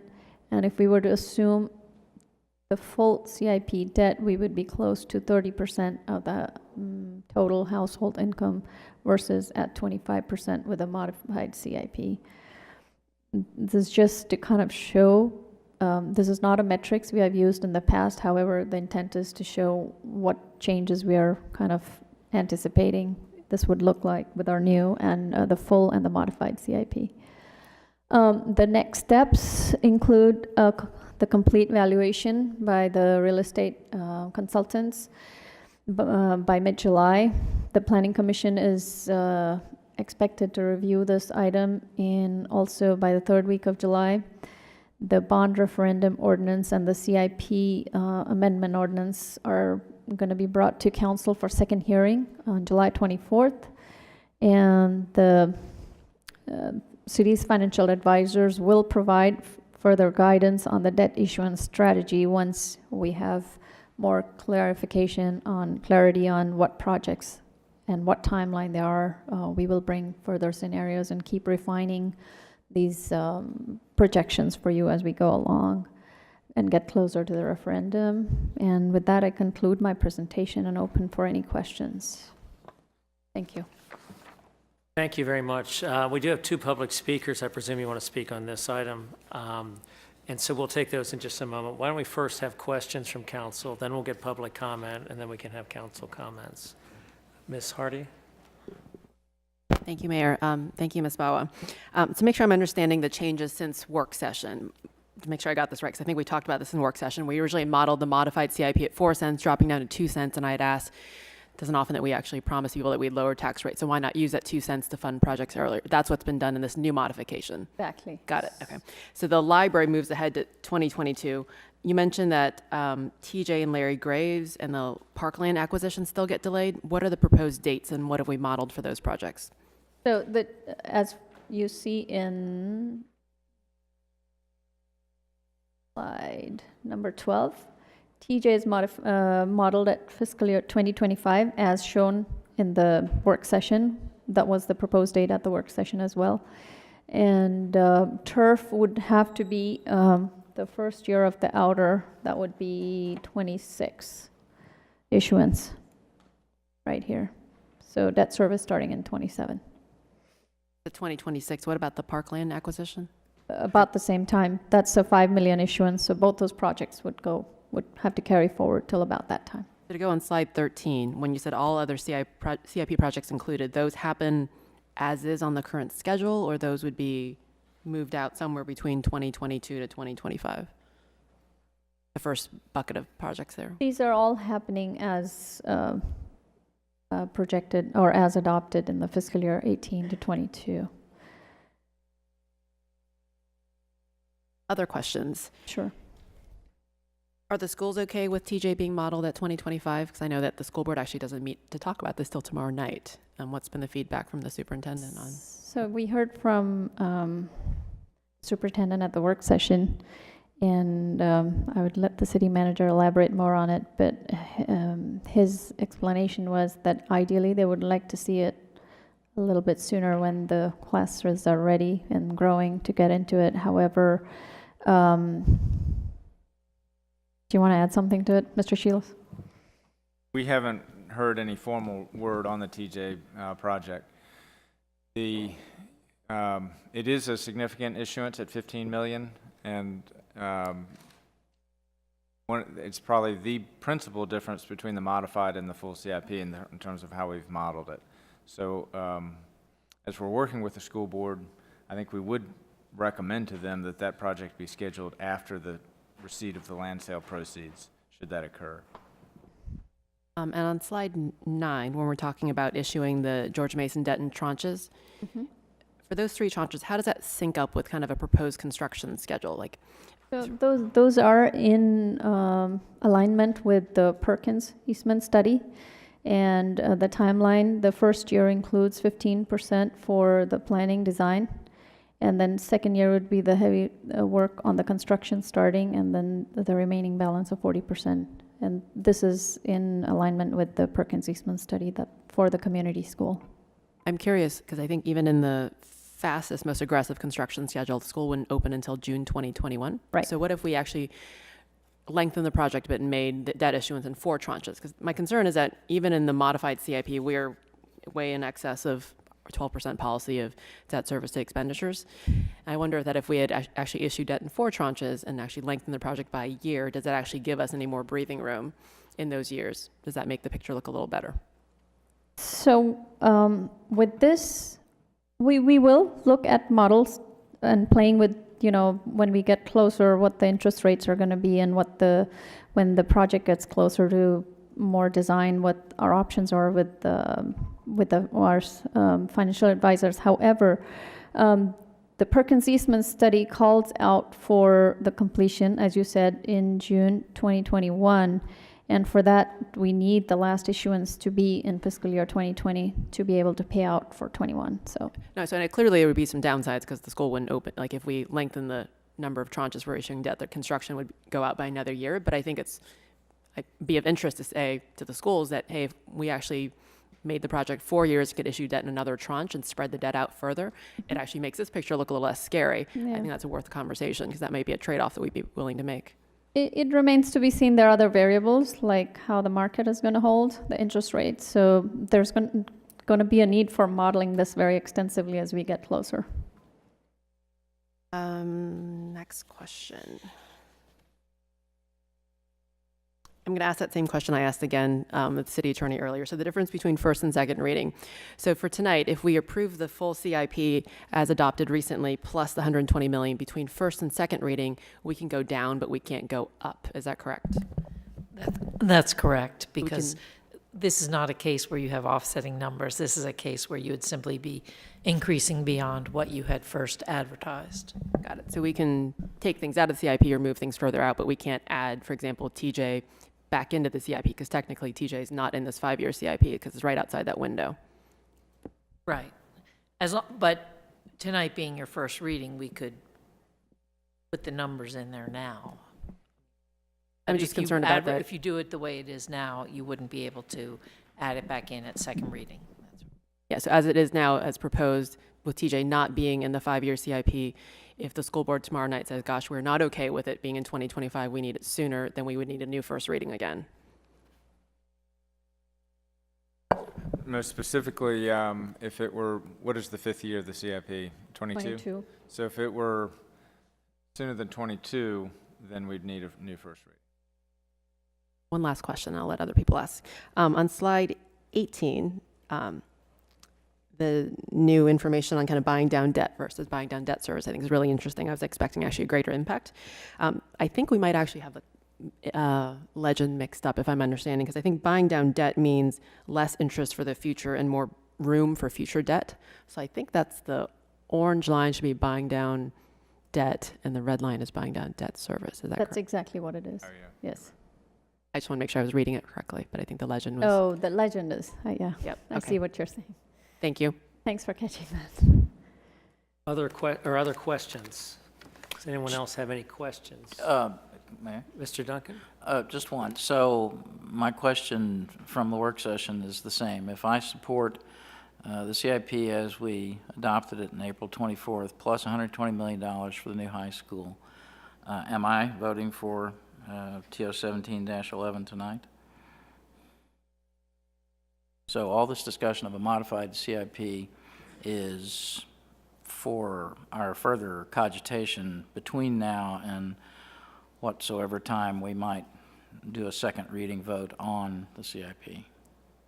That's the consensus that came out of the work session, and so following that consensus, what's before the council tonight is the full CIP plus the high school at 117 million. Okay, just for the, I mean, I've seen the presentation now only twice, and some people, I think, are probably seeing it for the first time, and it's just from a communication standpoint, you know, I mean, it's an interesting presentation you've made.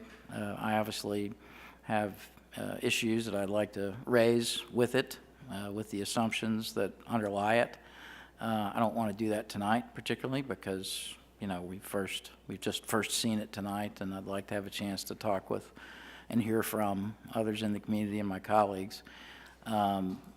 Tonight, as far as tonight's vote, I would like to be able to just support 17-11 and then see where this takes us between now and the end of July. Okay, thanks.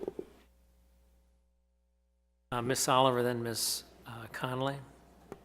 If I could ask a question about slide number 10, please. I think it's a little easier to understand than that one. This slide assumes that the land sells when? The red portion, the blue In the year. portion. It assumes the land sells in 2021? 2022, yeah. It says, assumes that land sells in 2022. Yes. Okay.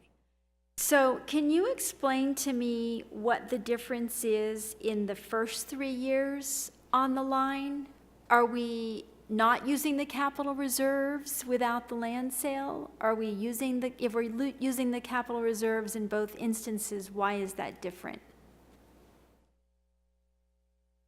So in the first 3 years, we are using portion of the capital reserves in both of them. However, if we start with anything less than 13, then in this year, the impact is going to be almost like 20 cents. So to kind of smooth the increase, it's required to start higher.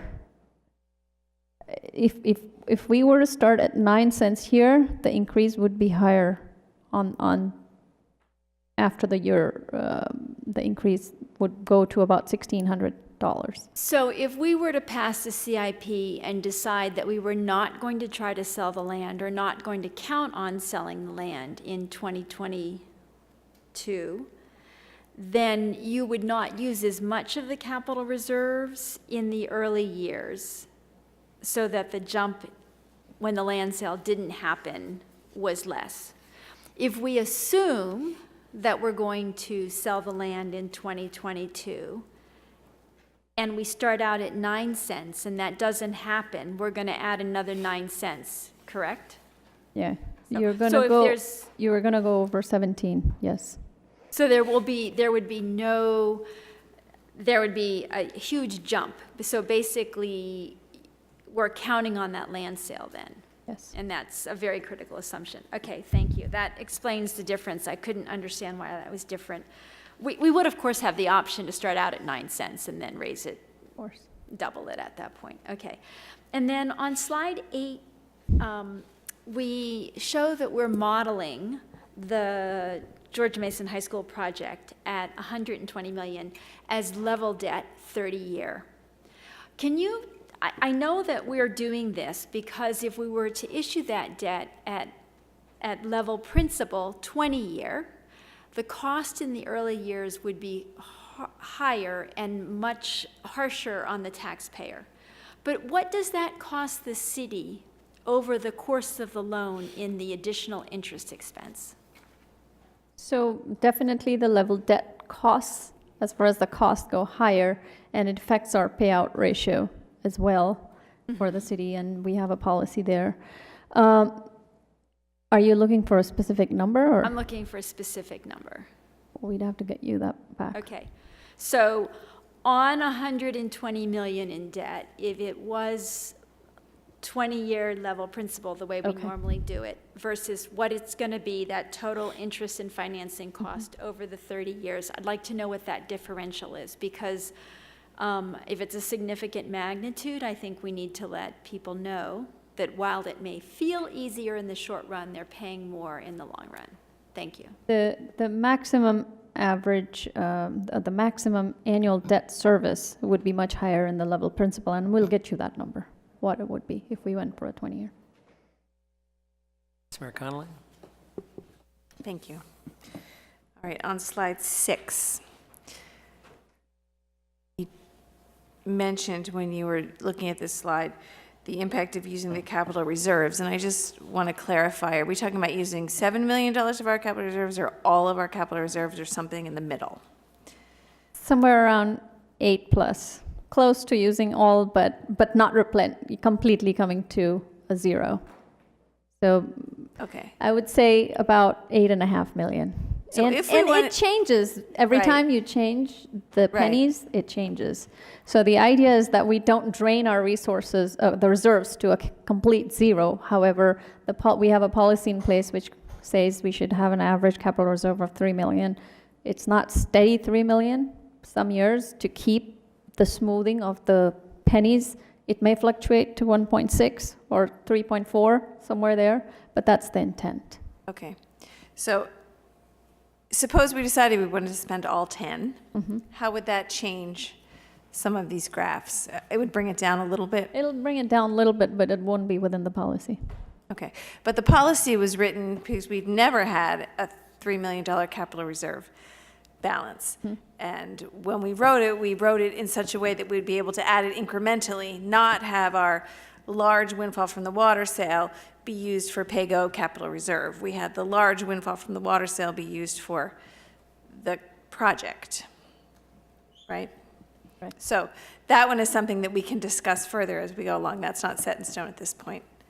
But I would like to say that I would much prefer to use as much of that as possible, all of it, for the large capital project for which we sold the water system.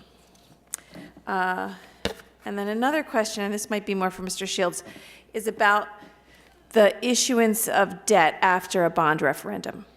And I asked this at the work session, but if you could just clarify, because there's a few people here who have raised this question. How much time does a jurisdiction have to issue a bond after a referendum?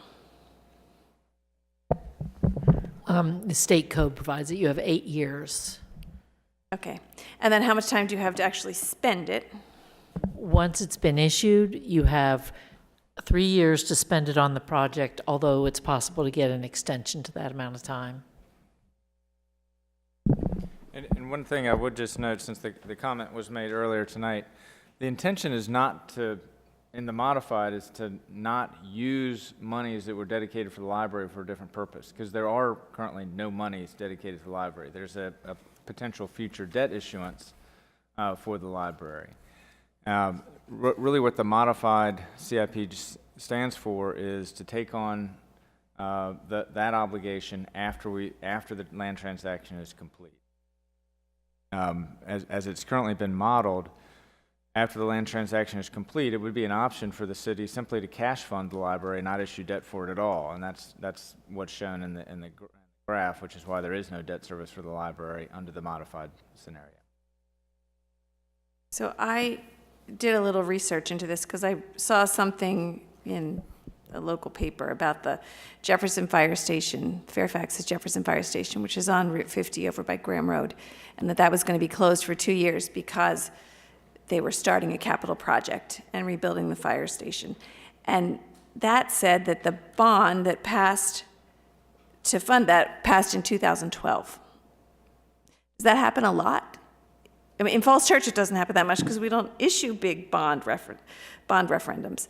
But in other jurisdictions, does that happen often? What is the usual lag time between a referendum passing and the bond being issued? We'd have to look into that a little bit more. Anecdotally, I can recall examples where it's been 5 to 6 years after a referendum, but I'll get back with you on more.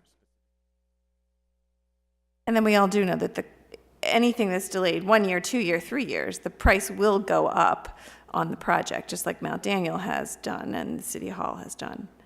So we could assume that the further out we push the library, and you modeled that right, that there will be greater expense. The model assumes a 5% cost escalation annually. So if we were to do the library till 2021 or 2022, that would be all within the bounds of what that referendum included. No, the referendum is for 8.7 million. If we do it today, that's what we would issue the bond for. In 22, it would be 10.7 million, including a 5% cost escalation annual. And previously, when we were modeling it with the decrease in the real estate tax from 4 to 2 cents, it was in fiscal year 25 at 12 million. Okay, so those are those trade-offs. But legally, within what people voted for in 2016 would still be valid in 2022. Okay, thank you. Okay, are there other questions? If not, I'm going to go ahead and open it up to the public for public comment. I know there are 2 folks who filled out speaker slips previously. Looks like we've got a third coming up now. But if you haven't filled out a speaker slip and you wish to speak to this item, please do so. And I'll call your name and you can come up and speak. Our first speaker is Mr. Ira Kalin. Either one of you can go first. It doesn't matter. That's the slip that's on the top here, but Mr. Lamoni's welcome to come as well.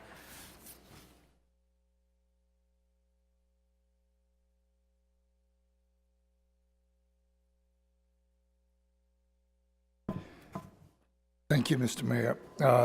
John Lamoni, 304 Great Falls Street. I shortly before this meeting tonight, I have submitted to all the members of the City Council copies of an article I've written for the Falls Church Post concerning a broad view of the financial implications of the George Mason project. I don't know if Ms. has received that yet. Tonight, I'd just like to to underline some of the most critical concerns that I raised in that article. First of all, it seems to me this council seems hell-bent on rushing through approval for a referendum for a project that is both highly risky and almost certain to impose severe financial constraints on the city's finances for decades to come. While many public meetings have been held concerning the detailed fiscal aspects of George Mason project, the taxpaying public has received only the sketchiest of information about the financial details and their implications, and I expand on that in this article. Most egregiously, the 40 million figure from the expected economic development on the George Mason site, which the public is being led to believe will reduce the cost of the project, really seems ephemeral. In other words, it's pretty much seems to be pulled out of thin air from any public information that's been made available. If any concrete development were to materialize, the public has no idea of the potential nature of the development, nor when any funds from development could be realized. And I've actually raised this issue at the last town hall. Until its work session a week ago, the council itself had not publicly examined the various aspects of the phasing of the financing of this project, which has been continued tonight.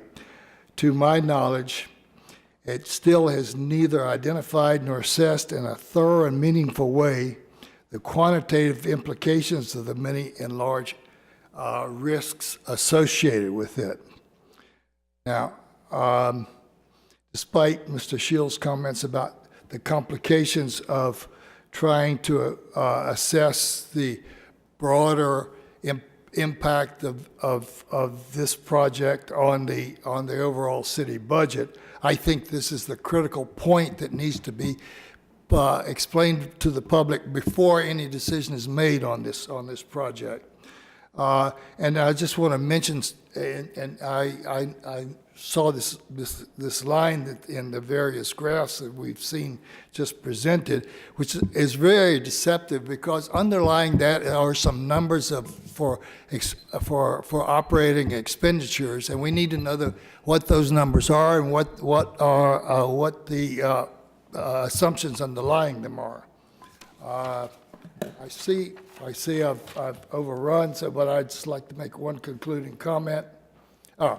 I do want to ask Mr. Shields, as I did several years ago, to calculate what the non-school operating expenditures are per resident of this city over the last 10 years, and at least for the next 5 years or 10 years under the different assumptions that we're talking about. I'd like to make a concluding comment, but I see that my time is out. Thank you. Thank you very much. Mr. Kalin? Followed by Mr. Pelton.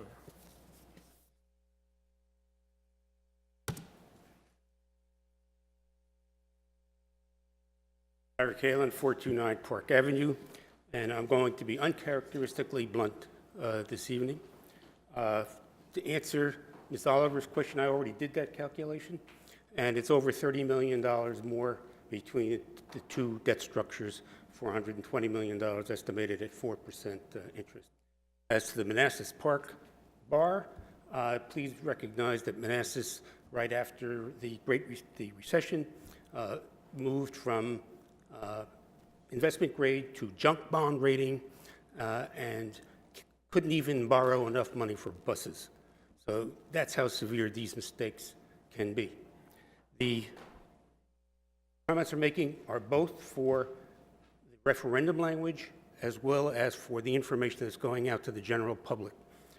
As for the referendum language, there are so many methodological errors, I just simply don't know where to begin. It is flawed from top to bottom. You have my article. I sent it to the City Council. You know what they are.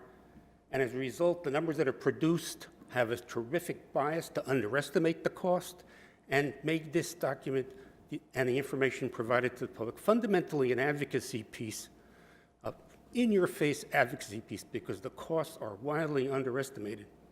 In that regard, I believe it was Ms. Hardy actually asked a number of good questions, as did Ms. Oliver at the work session.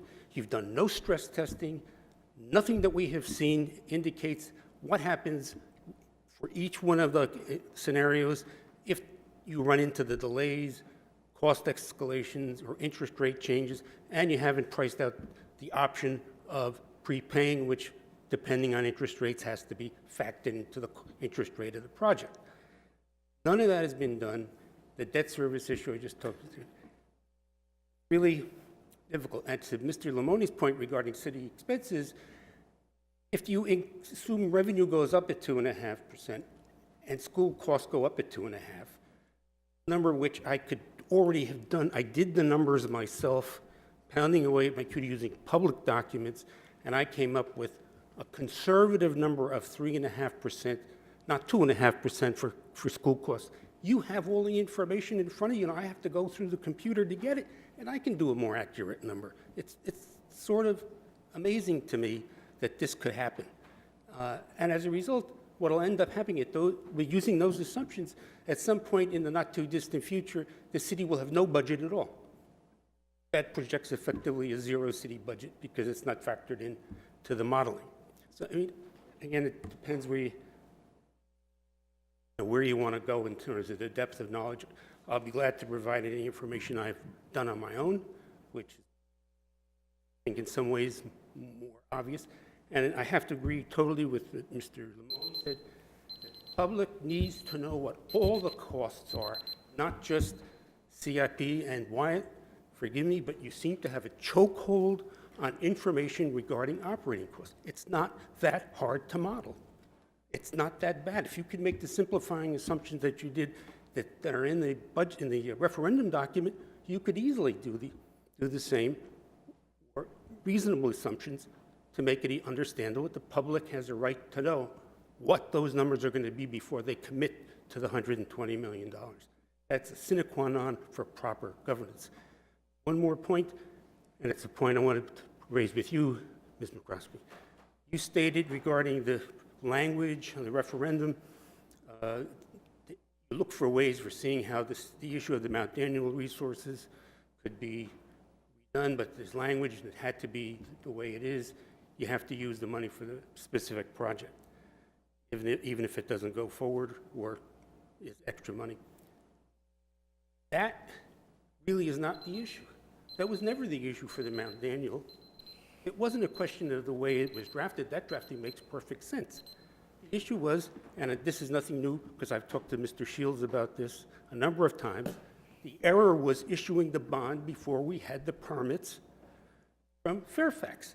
That was, with all due respect, a fairly basic error in financial management. It had nothing to do with the language of the referendum. And I think if we don't recognize we have a problem, we can't solve a problem. It's not doing anybody a favor by saying it's the language problem that caused this. And on that, I will leave it. And I offer my services to the city.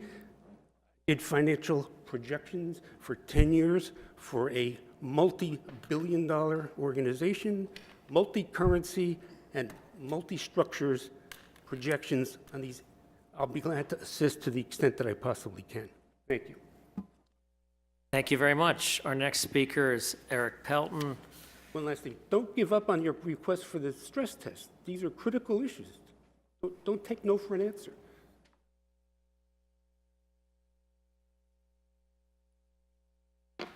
Thank you. My name is Eric Pelton. I live at 303 North Oak Street. First, I want to thank all of you for your endless amounts of time and thought and questions and input and responsiveness on these extremely challenging issues facing our citizens today and our citizens of the future. As you all know, because you've all seen me around town with them many times. I have two kids, one at TJ and one at Mary Ellen Henderson, and these questions are not just for our current residents, but they're for our future residents as well. And these questions are extremely complex. There is no right answer, there's no simple answer, there's no easy answer. Obviously, that's why we have these endless discussions and debates. But I want to make two quick points. The first one is kicking the can down the road is what got us to this problem. When you look at the major projects in the CIP, the library, TJ, George Mason High School, City Hall, they all have one thing in common. They've been kicked down the road for many years before. Continuing to kick the projects down the road will only exacerbate our problems. We have to figure out how to solve these now. So I would urge you not to kick the can down the road any further. I don't think any problem in the city where we've kicked the can down the road has gotten easier to solve in the future. It only gets more expensive, it only gets more complex, it only causes more stress on the city financially and otherwise. Second, each of those projects and the other ones that were discussed in the CIP tonight, the library, the TJ, the high school, the city hall, they're most often discussed and analyzed as separate projects. Please, let's look at these comprehensively. Let's find solutions that merge some of these problems together, that find commonalities and savings, and will make the results much better for a variety of reasons. So let's look at them instead of as separate cans of expenses and projects. Let's look at them comprehensively to the extent we can to find comprehensive solutions. Thank you for your time. Thank you for yours. Mr. Sharp is our last speaker.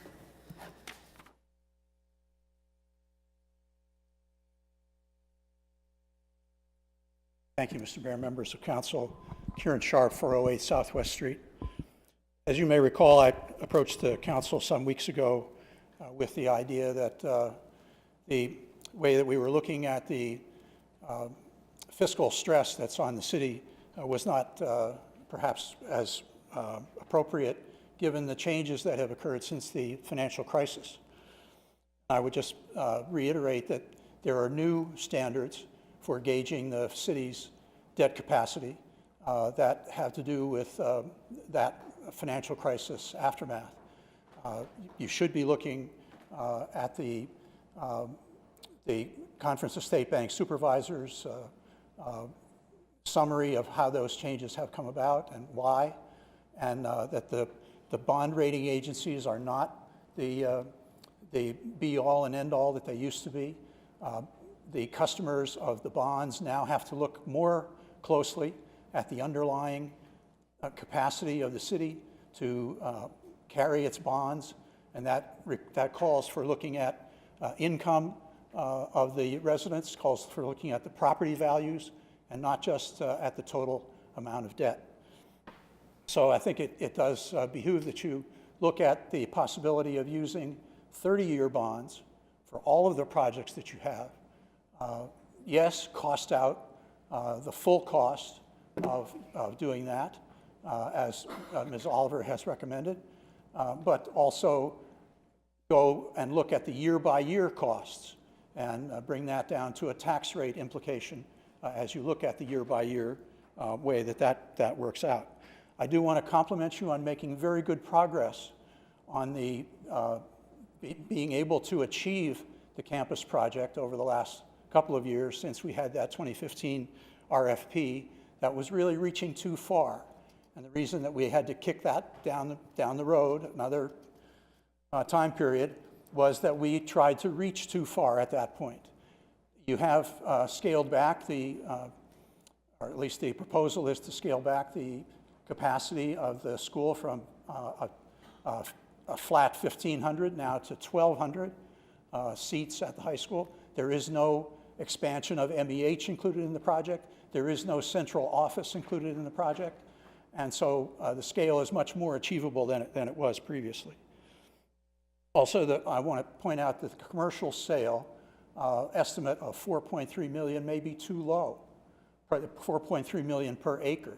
You have the example of Fairfax County's sale of 9.6 acres at the Wheelie Metro site for similar commercial activity, and their result was the equivalent of $6 million per acre.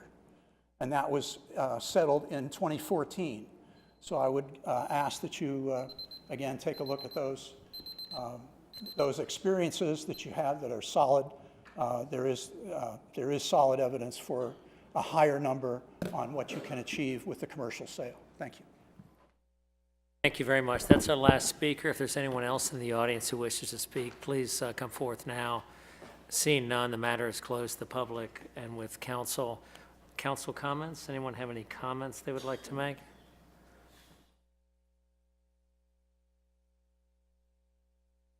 Sardi? I'm happy to start. Thank you, everyone, for all the comments. I think we really value citizen input, especially for tough decisions like this. One of the things I wrote in my weekly blog post was about how our role as council members is prioritization. And so I view a lot of this as a big part of our job. I don't view this as kicking the can down the road. I view it as making the hard trade-offs of what really are must-dos and what are things that can wait a few years to make sure that Falls Church remains as affordable as possible. So for tonight, I do intend to support the full CIP as is, mainly because of what the city attorney advised us, that between first and second reading, we can continue modifications down. I do have serious concerns about the full CIP as is. My main concern is that right now there is really no room for error in there. There's no room for unexpected needs that come up. There's no rooms for opportunities. So we may have opportunities that come up where we may need additional capital expenditures. I think it also assumes that all the assumptions have to happen perfectly. You have to pull many financial levers, use a bunch of creative financing that we haven't done before. So 30-year financing versus a traditional 20-year is a big change for us. It also assumes that projects come in at the price that we expect. And so far, given Mount Daniel and City Hall, that hasn't been the case. And so with all those assumptions in mind, all those scary charts are just assuming best case scenario. And so that remains very concerning to me that we would take on such a big lift for the city with that big assumption. I'm also concerned operationally whether we can handle juggling that many projects at once in the city and whether that's wise for us to take on that many projects. I want to make sure that we do them really well, and we don't want to have too many projects going at once where we don't do any of them well. So overall, I think there's also just an affordability concern, whether we can actually afford to do all of it at once, assuming that everything happens as planned. I think we talked about TJ earlier. I am concerned that TJ is not in the CIP, I think almost for a technicality reason, because it's a 5-year CIP and right now it's outside that window. I think if I were to have it my way, we would do a 10-year CIP because I think that's how our neighbors do it in other jurisdictions. And I think it behooves us to have actually a much longer planning horizon, and we'd be able to better plan what our needs are. And so probably a good discussion for the next budget cycle. So all in all, I'm not going to get into projects and pick and choose which projects should go first. I think staff has done a good job at kind of figuring out which can go, but my hope is that I would like to see movement on that 120 million number from the schools. I know that we've made some effort. I think it was $6.5 million is what the superintendent has talked about as being potential cost savings we could do. I think I'd like to see it go down further. I think 120 million remains a big ask for the city. So I will support it again at first reading, but I would like to see movement at both on the school side on the 120 million, as well as further discussion on the modified CIP, and hope that that's where we will end up at second reading. Okay, other comments? Mr. Snyder? Thank you, Mr. Mayor. First of all, I want to thank all of our citizens who have participated in the many public forums we've had on various of these projects, citizens who voted for the referendum on the library, our boards and commissions who have already participated extensively in our efforts, particularly our school board and planning commission and others. Certainly city staff who has worked very hard on a number of these projects, and especially the city council. We have all wrestled over many hundreds of hours over each of these projects in detail, as well as the larger economic issues, as well as how they all fit together in the total CIP. So I want to address the three major projects that are before us tonight. The first, the library project. While I have ideas about a better project than that has been proposed, the fact of the matter is that the voters were given that information, they were given the costs, and they voted overwhelmingly in support of the library project. So while I might prefer a different project that I think would be a better library project, the fact of the matter is the voters have spoken, and the library board has sought to carry out that view. So I do not favor delaying the library project.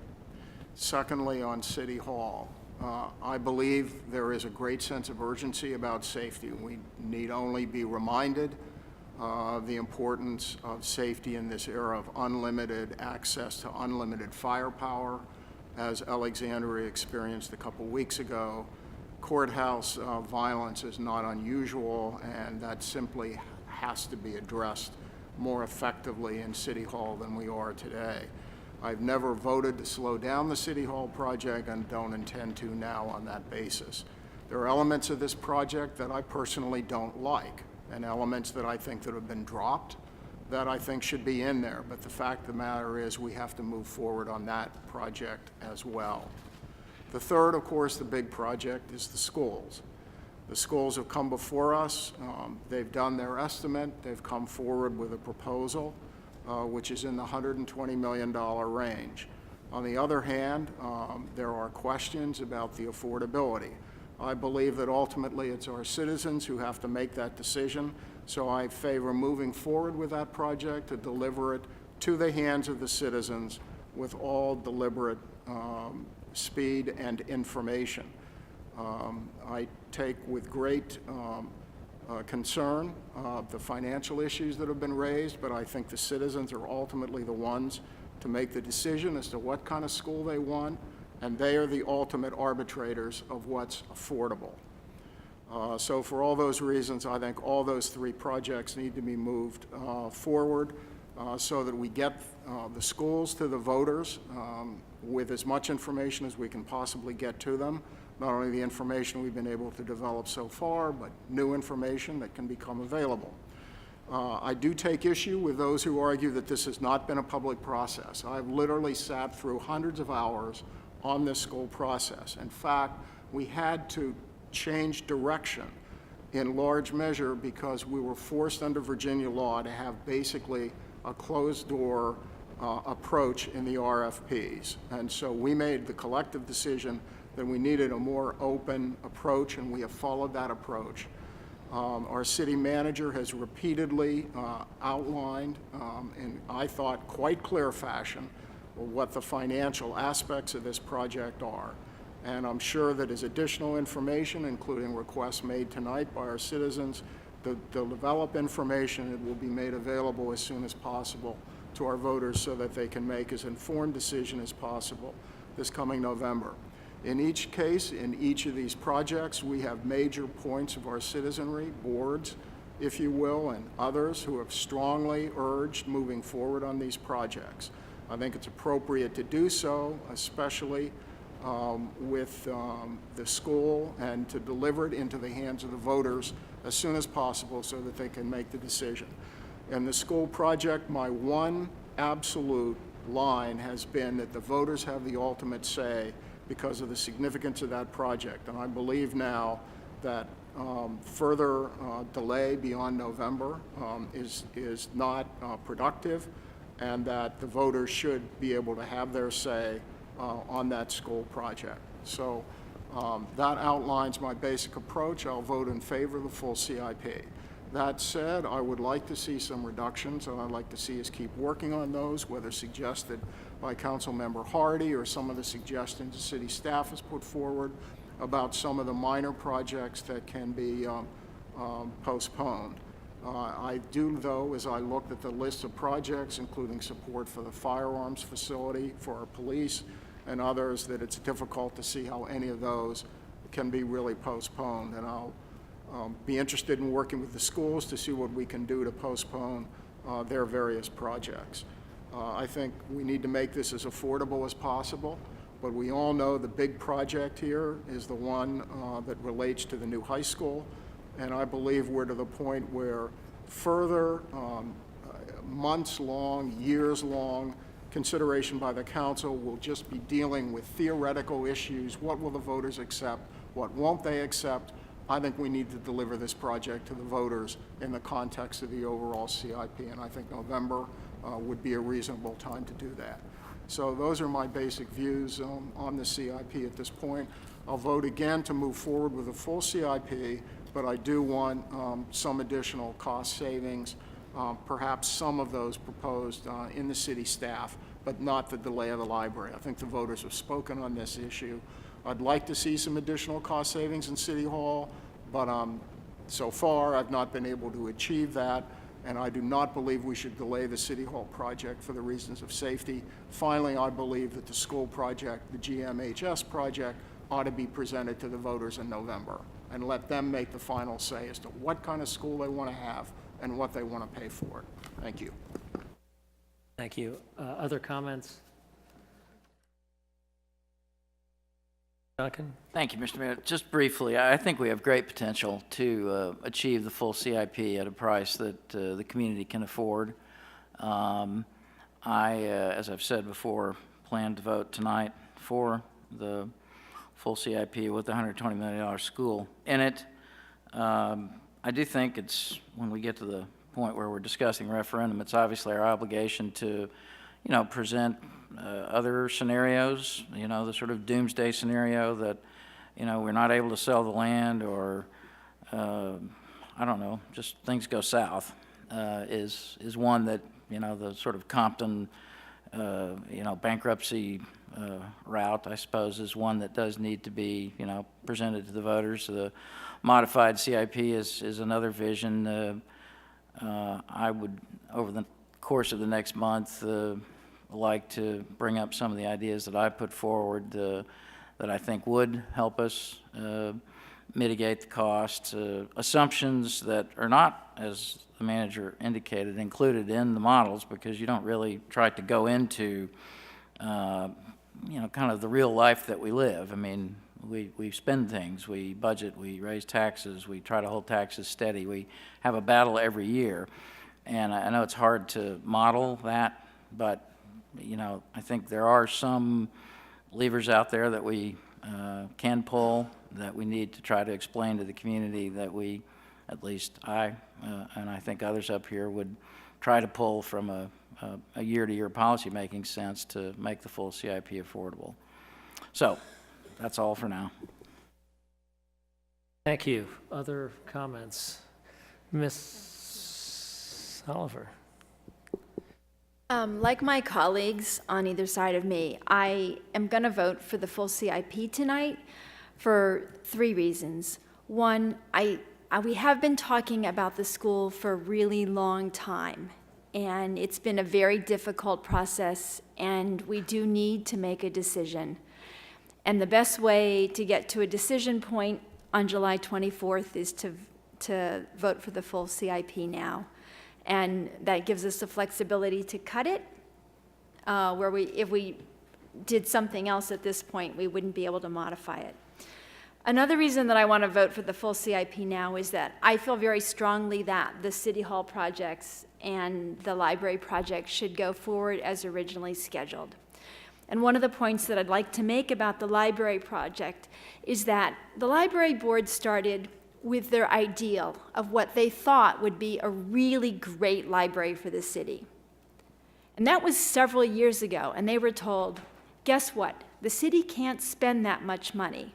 And they were told by the Planning Commission that they needed to come up with a project that was less than half the cost of what they had originally proposed. And so the project that's on the table now is an attempt to do that. It's a very effective use of less money to get almost as much as they would have liked. I know not all of what the library board would have liked, but a lot of what they would have liked. It also addresses very critical issues around accessibility and the safety of our citizens. I would hate to be the person stuck in the elevator for a day or two. And similarly for the City Hall project, there are public safety reasons that absolutely needs to go forward. So I'm prepared tonight to vote for the full CIP because I want the library and the City Hall to go forward and because I believe that it allows us to reach a decision. I do want to make one point, though, about the high school, and I know that I'm in the minority on this. But a lot of this process has been about, let's dream big. Let's do as much as we can. Let's give this city, the school that, will be the star in its cap. And some people in this process have really felt that we have undervalued the impact of economic development and what that does to the affordability. But I think that a really important step that didn't get taken, and we're starting to touch on it a little bit tonight, is can the city afford it? And I think that's really the critical decision that council is going to have to vote on July 24th. Can we afford to do a $120 million high school? I think that the stress testing that Ms. Hardy has asked for is absolutely critical so that council and citizens can understand what the risks are in the modeling that we've done. I think understanding fully all of the costs, including the additional interest costs that we're taking on as a part of this, that's also very, very critical.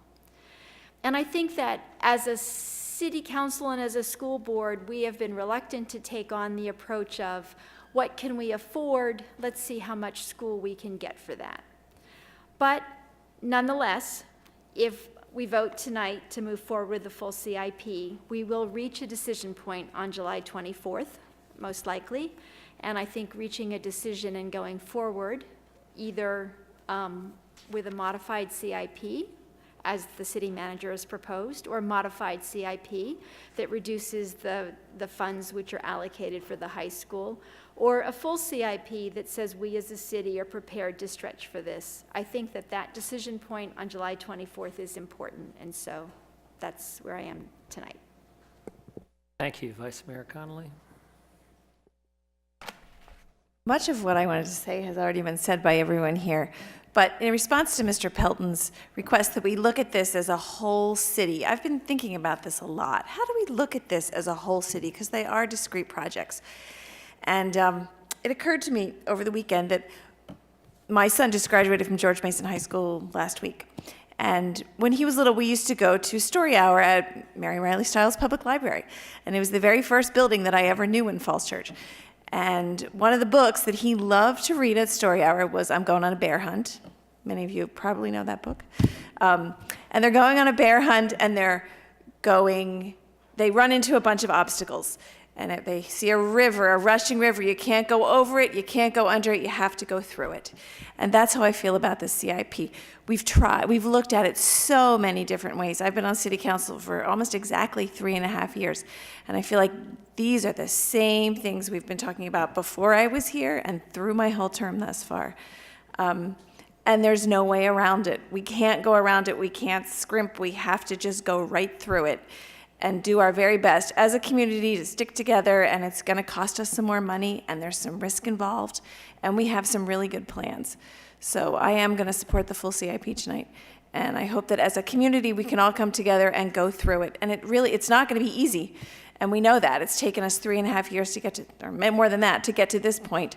But if we all stick together and are committed to doing the whole thing, I think we really can do a good job and create something that will make our city sustainable for many generations to come. Okay, thank you. I also am going to support the full CIP for tonight. A lot of what I was going to say or would have said has also been said as well. I would say, in general, I applaud city staff for some of the charts and materials they've prepared. I think those are great for the public and really need to share them to the maximum extent we can over the coming weeks and coming months. But it does show a daunting amount of debt. And particularly when you compare where we are today and where we will be in the future, it really is significant. And it's a significant risk to the city and something we really have to tread cautiously and do the best we can to mitigate those risks. Anyway, I don't think there's a whole much more for me to say, but I am going to go ahead and support the full CIP for tonight's vote. With that, unless there's anything else, do we have a motion on the table, or can we get one? Mr. Mayor? Yes. I move to grant first reading for TO 17-11, schedule second reading and public hearing for July 24, 2017, advertise the same according to law, and refer to the Planning Commission. We have a second? Second. Madam Clerk? Ms. Conley? Yes. Mr. Duncan? Yes. Ms. Hardy? Yes. Ms. Oliver? Yes. Mr. Snyder? Yes. Mayor Tarter? Yes. And the motion carries 6-0. Thank you. All right, will you call the next item?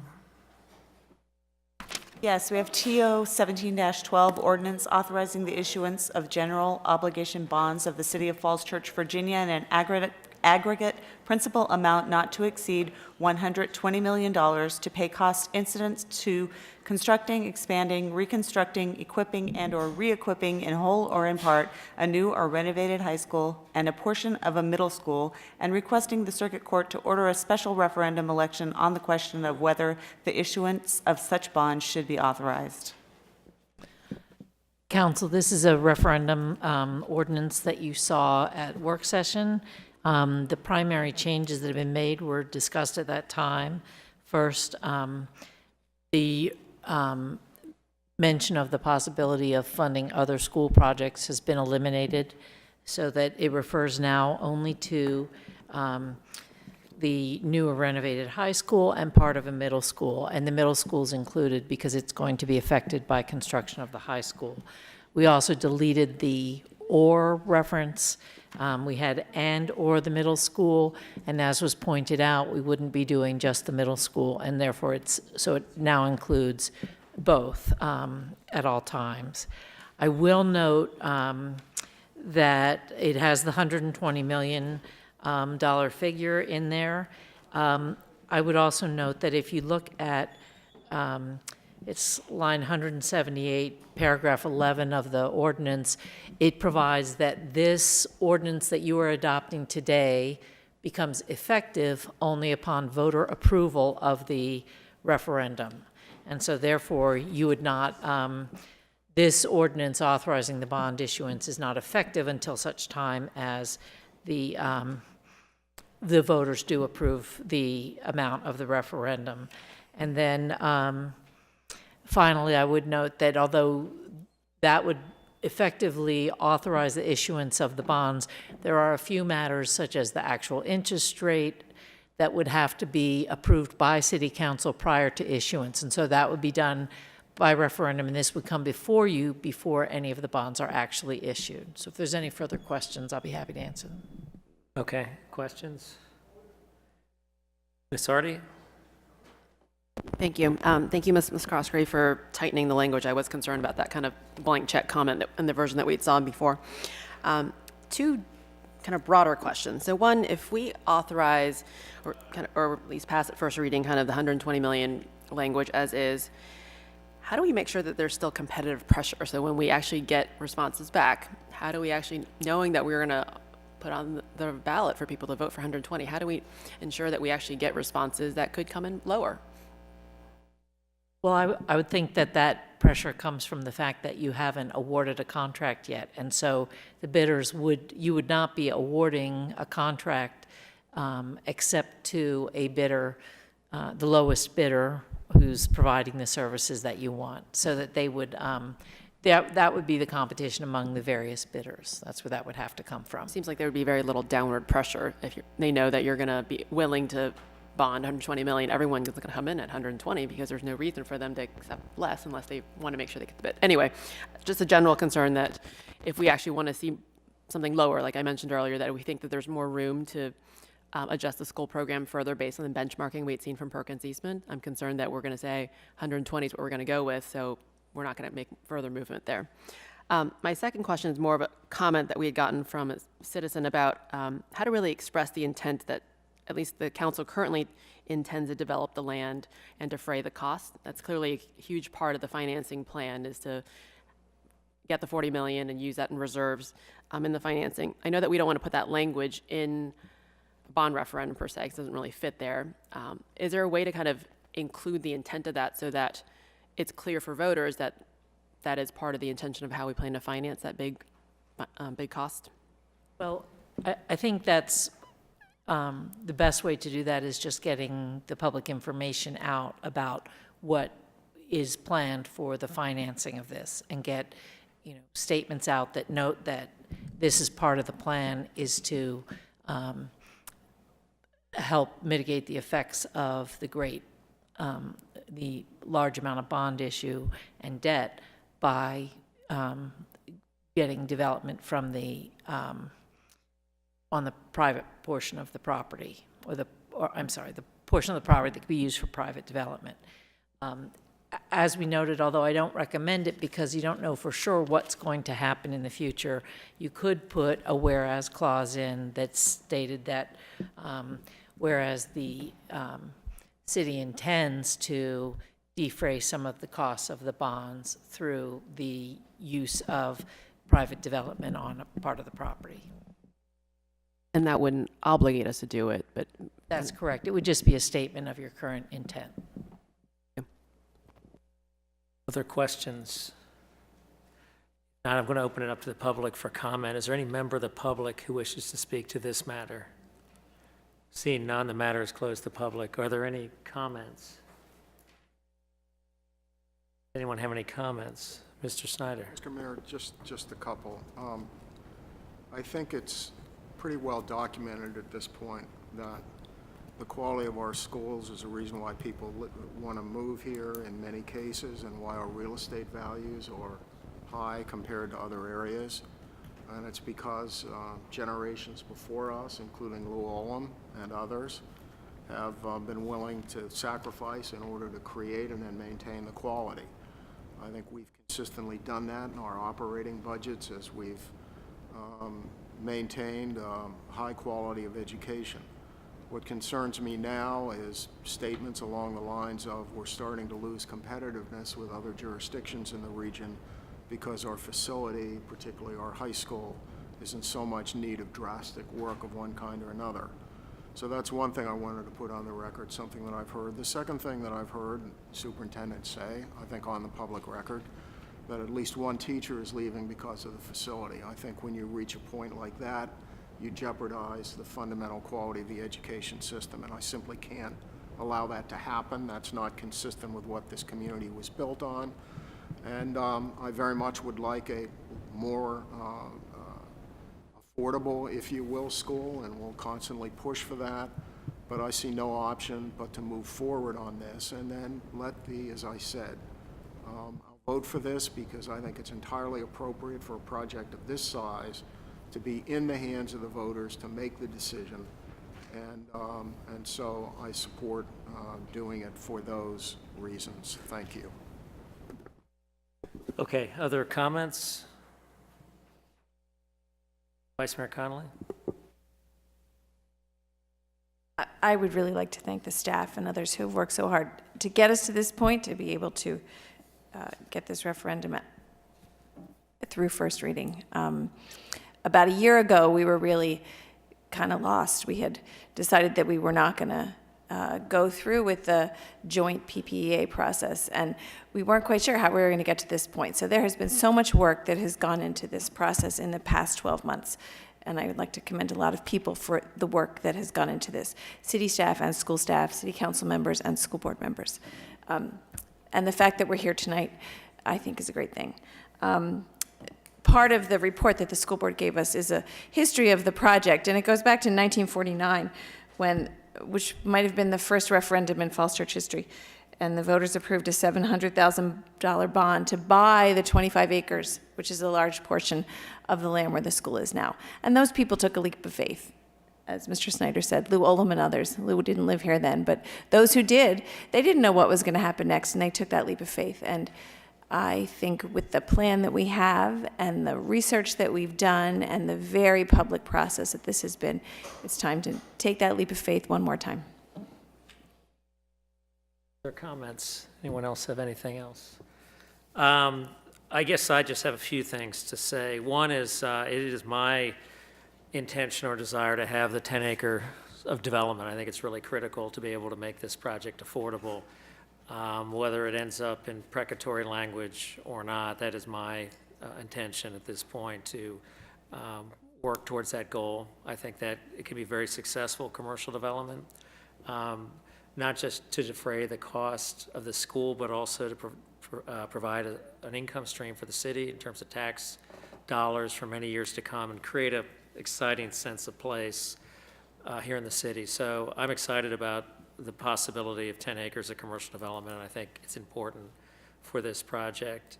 I'm going to support it as well. I mean, ultimately, this is for the voters to decide.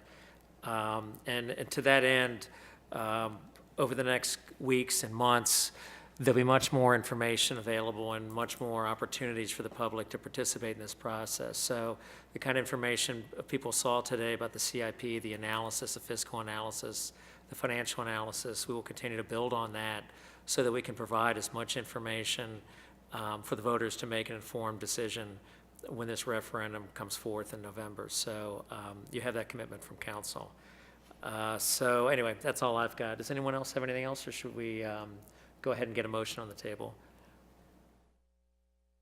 I move to grant first reading for TO 17-12, schedule second reading and public hearing for July 24th, 2017, and advertise the same according to law.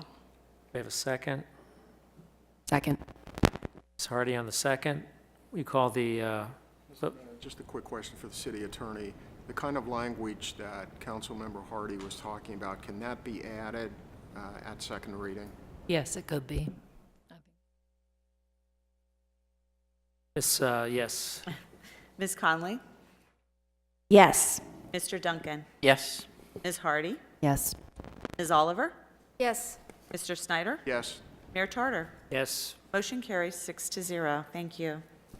You call the next item? Yes, it's TR 17-20, resolution amending the investment guidelines for the city's basic and police pension funds for Section 8.0 asset allocation by revising the allowable ranges for asset classes with a target percentage for each asset class.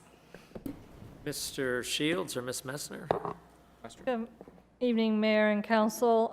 It's my honor on behalf of the Retirement Board to bring forth this recommendation. Given the anticipated late hour this would come up, Ms. Bawa and I agreed to represent the Retirement Board and Chair Rydberg this evening.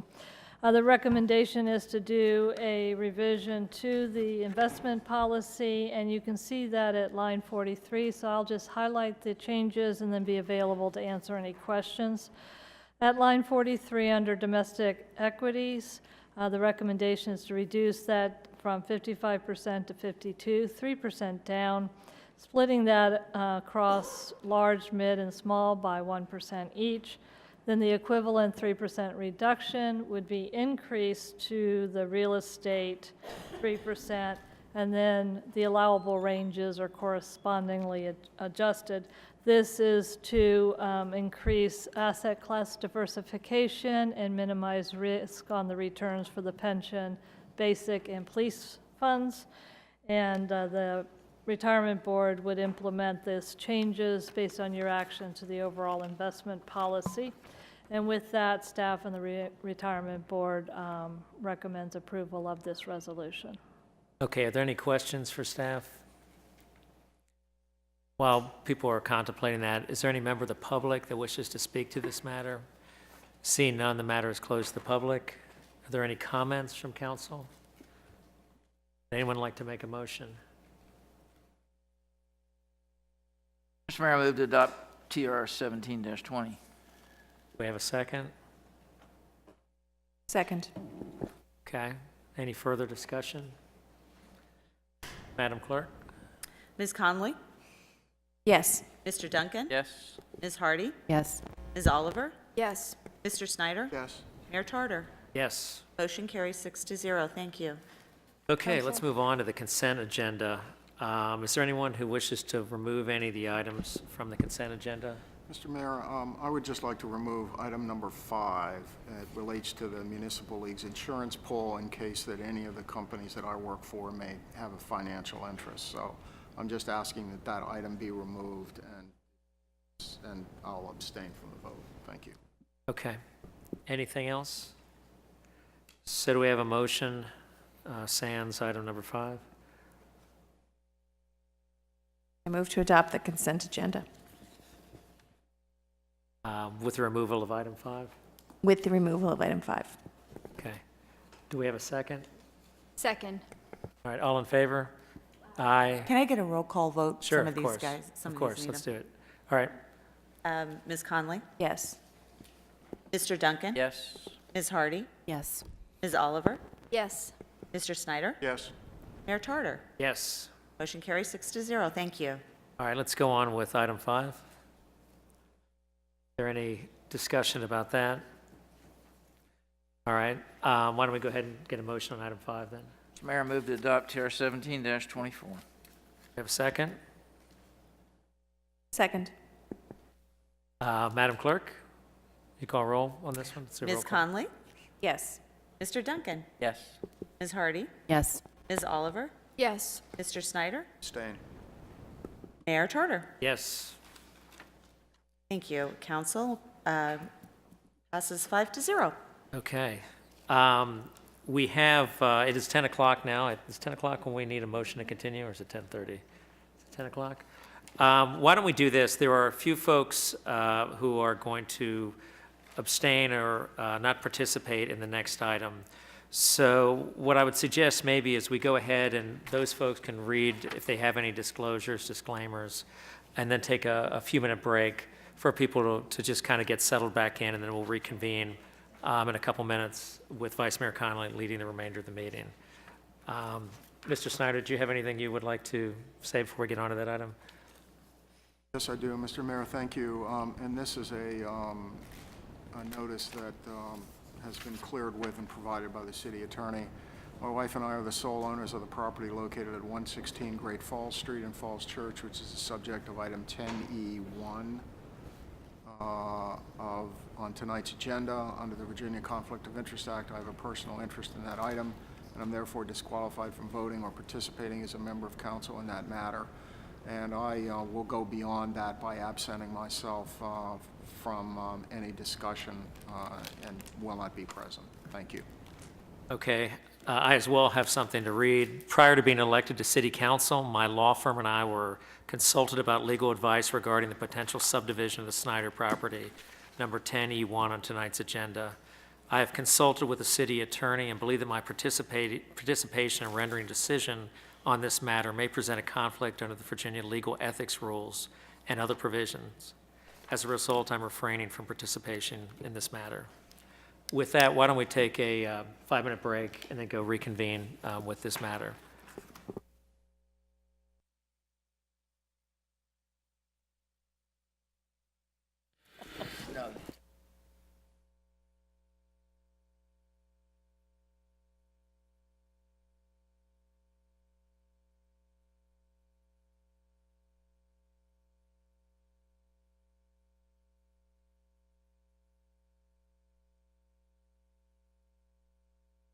All right, we are back in session. Ms. Heath, where are we on the agenda?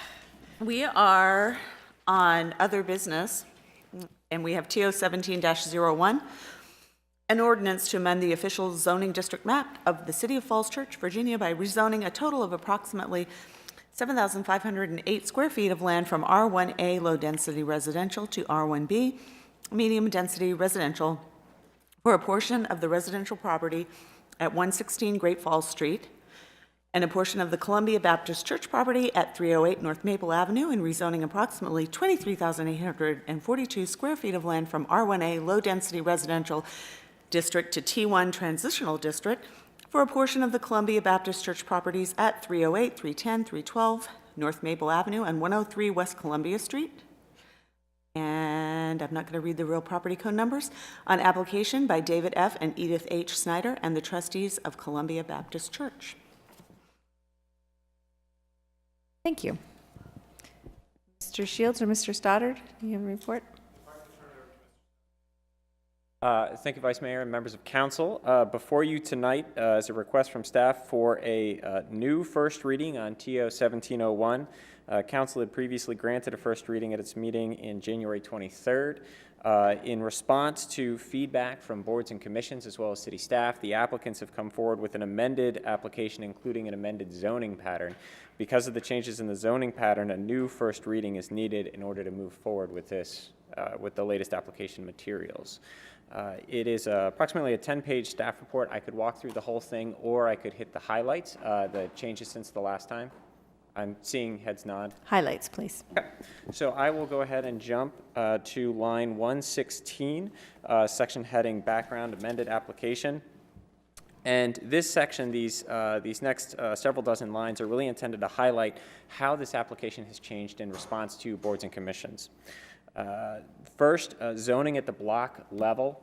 I'm going to, oops, sorry, I stepped away from the mic. I'm going to pull up the new proposal for a zoning pattern up on the screen here.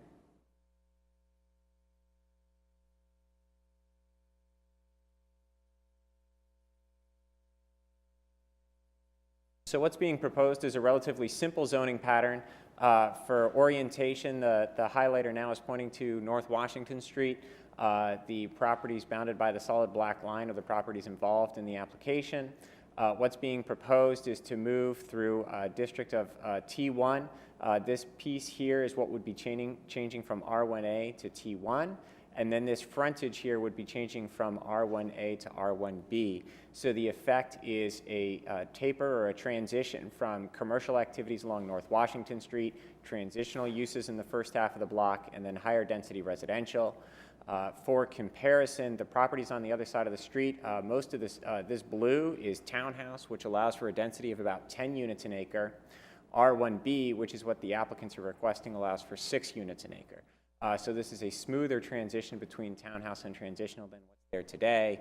R1A, which allows for 4 units per acre. So this is an increase in density, but it's a better match to what's on either side of it. Other properties around this block include condominiums, apartments, office buildings. So again, looking to a higher density use. I want to jump down to line 143 to talk about historic preservation. One of the items, this specific street, North Maple Avenue, is not included in the city's small area plan. However, it is adjacent to the city's small area plan, the planning opportunity area for North Washington Street. As a transition out of that small area plan, there is guidance in that adopted plan that speaks to preserving this street as a residential street that's walkable, has nice landscaping, and is bounded by historic properties. There are added materials in the application that speak to ongoing preservation of the historic structures that exceeds what's otherwise required in the city zoning ordinance. Those properties today are covered by the Historic, Cultural, and Conservation Overlay District. There are additional proffered conditions that would speak to maintenance of those structures in terms of cosmetics, as well as additional landscaping that's not otherwise required. Because these properties would be controlled by a conceptual development plan, the footprints of those buildings would also be preserved. It wouldn't be possible to continue expanding onto them, as is seen in some of the other historic structures around the city. So that's historic preservation. Normalized lot lines. There was some feedback from the Planning Commission, some concerns about the shape of the lots that were so created. Those lots have been straightened out to the extent possible. Additionally, one of the historic properties today is on about 10,500 square feet. The HCC calls for those properties to be on slightly larger lots, 11,250. The proposed subdivision and lot line adjustment would increase that lot line. So again, strengthening historic preservation by increasing the lot size of some of these properties. Another thing that was of a concern is what happens to these lots long term. Are they going to continue to be used by the church or not? That's now a proffered condition, that the structures would be continued to be used for church purposes. And then two more items to go through here. One is community energy planning, the idea of highlighting the city's desire to reduce its carbon footprint, its energy use footprint. The new house to be constructed, there's a proffer that provides that house would be Energy Star certified. And lastly, precedent. There was a concern raised by a number of boards and commissions about what happens long-term to the city's other historic structures. Can other properties come in that are sitting on R1A lots and get themselves rezoned to R1B and use a portion of the lot for other purposes? Excuse me. There are a number of things about this case that are unique and set it aside from the city's other historic structures. First is just the setting, that there are very few other historic properties that are bounded by townhouse on one side and T1 on the other, as well as office and condo and apartment. So this is a unique setting, except for one other spot in the city, and that is along South Washington Street and Douglas Avenue. The other thing that makes this then sets this case apart from that one is the small area plan guidance that speaks to preserving this street as a residential walkable street with historic structures, and that's where the rest of the proffers and conditions come in. So with all of those recommendations, at this point staff is making a positive recommendation on a first reading. That's consistent with what the Planning Commission held 2 weeks ago at their meeting following a public hearing. They also recommended a new first reading. The staff rationale for the recommendation is based on a lot of the things that I talked about here. Advancing the city's urban design goals that are in the small area plan, preserving or furthering the city's historic preservation goals, demonstrating good planning principles in terms of planning and zoning at the block level, funding public investments that otherwise aren't budgeted.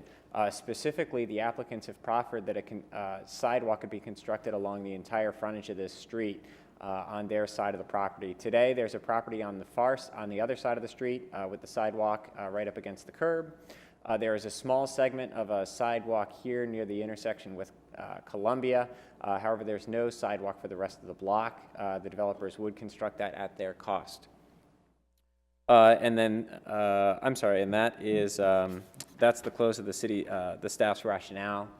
Another item that the Planning Commission recommended was not only moving forward with this as a first reading, but also directing staff to come forward with a future land use map change that would be consistent with this application as well as the city's small area plan.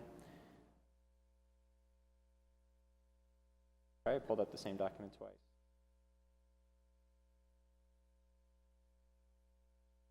This is a draft of what a change in the future land use map might look like, and so it would be very similar to what's in the developer's application, the idea of transitional off of North Washington to moving it to a low-density residential at 6 units per acre along the frontage.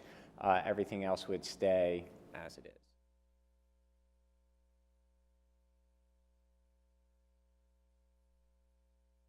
Thank you. Thank you. Are there any questions? Ms. Hardy. So the reason why we have a new first reading is that because the original rezoning was from 7,500 square feet to now 26,000? Is that why we have another first reading? That's correct. What was in the original application, instead of rezoning the entire frontage to R1B, the original application was to leave most of the frontage R1A, which it is today, except for the one new lot that's being created, and to zone that one single lot as R1B. There were some concerns amongst the Planning Commission members about rezoning just a single lot on the frontage, and so this application reflects that feedback from the Planning Commission. The entire frontage is being rezoned.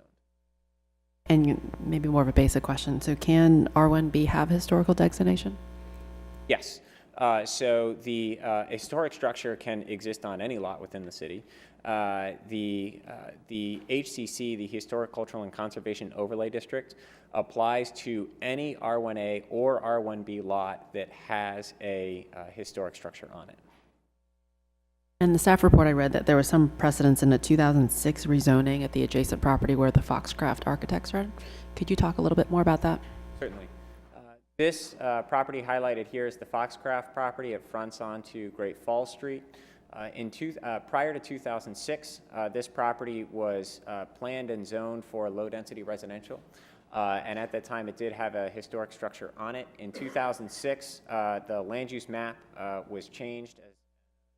Zoning ordinance was changed as well to plan and zone this property for transition. So speaking of, go ahead. I was sorry. I was just going to say that today that property is used as an office place for a, I believe it's an architect. But they don't have a split zoning like this one would propose. Correct. The entire lot was zoned to T1. So speaking of the neighbors, what's been the feedback, I guess, from the neighborhood about this new version of the proposal? Is there any early comments from them? I'm going to turn that over to the applicants who have been doing more of the neighborhood outreach to get a sense from them.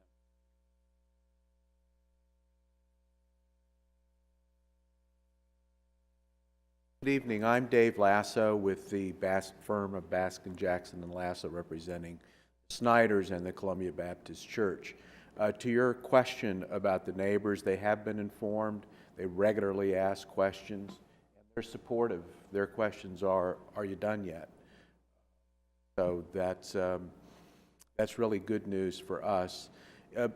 And I think Paul touched upon what was the critical question before you when we were here last time, and then came up again at the Planning Commission, which was this question of spot zoning. And if you remember, it was one lot, and even though we talked about that, and we thought that we had addressed it all well, after talking to the staff and the city attorney and the Planning Commission as a whole, the thought was we really needed to deal with this question of transitioning from a more intensive use up along Washington Street to less intensive uses as you proceed into the neighborhood, that really it ought to really be a line of R1B zoning, which is what you see today. So it's no longer just one lot, one spot, if you will, but rather all of those lots. And in normal planning practices, good normal planning practices, that type of change in zoning should be supported by statements and maps, if you will, in your comprehensive plan. And that's what Mr. Stoddard was talking about, which is the staff's recommendation that there also be a change in the planning documents that reflects this very same pattern, that the frontage along Maple Avenue would be shown at 6 units to the acre. And frankly, all makes for a very sensible development. A couple of minor points that we haven't talked about, but it is going to make a difference in the way this looks and feels, which in many ways is a major piece of this development. If you all know the area, there's a stockade fence along the Snyder's property, and as we were laughing about it tonight, it's very utilitarian, looks okay. That's going to go away. That fence is there just to protect the swimming pool. And in its place, it's going to be opened up. There'll be a home that fits in, looks good with the community. And the fence that will be, there'll be some type of fence between the new lot and then the historic house as you proceed further north, the church's property. Although the lot, we straightened it out as much as we could. That was a question the Planning Commission had. Make it look more regularly shaped. We did that. But the Snyders and the church are going to go a little bit further by exchanging easements between the property so that that little odd shape of the lot is going to be turned into a perfect rectangle, and the fence is going to go straight back from the front property line to the back. And that's because the two property owners will be working together, which is one of the benefits of a conceptual development plan. So little things like that which mean a lot. Planning Commissioner, Mr. Stevens asked that we not just build to Energy Star standards, but it actually be certified. The proffers were changed to reflect that as well. So a number of changes were made at the Planning Commission level. It's now back to you because of the expansion of the area to be zoned R1B, and we're in full support and in agreement with the staff that if you'll give this first reading, it'll go back. We'll answer any other questions the planning staff or commission might have, return to you expeditiously, and we're very hopeful, optimistic that we will be done in a positive way. Thank you. Any other questions? Good. Sorry, so this ordinance TO 1701 is rezoning. And Mr. Stoddard referred to a change to the plan.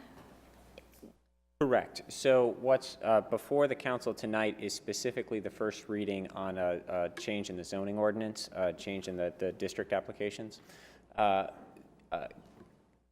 In pairing with this, the Planning Commission recommended a change to the future land use map. Zoning ordinances are ordinances, and they require 2 readings from council. Change to the land use map is done by resolution, and it only requires 1 reading. So the idea would be to bring forward a map that the Planning Commission was satisfied with at their next meeting, and then the Planning Commission would both be making recommendation on a map change as well as the zoning ordinance, and then both items would be before the council at the subsequent second reading. Thank you. I have a couple questions. Mr. Stoddard, where is Douglas and North Washington? Is that next to Fox's Music or South Washington? I can describe it, or I can bring it up on a map. It connects East Fairfax Street and Hillwood Avenue. It's a small... Oh, it's... Okay, okay. Are there any other lots in the city that are divided in such a way so you have different zoning on the front and the back of the lot, or would this be the only one? There are other lots. I've talked to the zoning administrator about this a couple times. There are other lots in the city that are split zoned, and there's nothing in the city zoning ordinance that prohibits it. And what are the by right uses in T1 that could go there? The by right uses, we've had that before. We had that in a previous package that came up to council. I think here, the specific use that would be used would be a surface parking lot, and that would be controlled, in fact, by the conceptual development plan. The conceptual development plan for this area here shows a surface parking lot, and so nothing else could go there without amending the conceptual development plan, which would require a review of the conditional zoning. So if Columbia Baptist wanted to put in a parking garage there, they would have to have a review. Yes, I think there would have to be an approved amendment to the conceptual development plan to allow another use. For reference, this is called out in the staff report.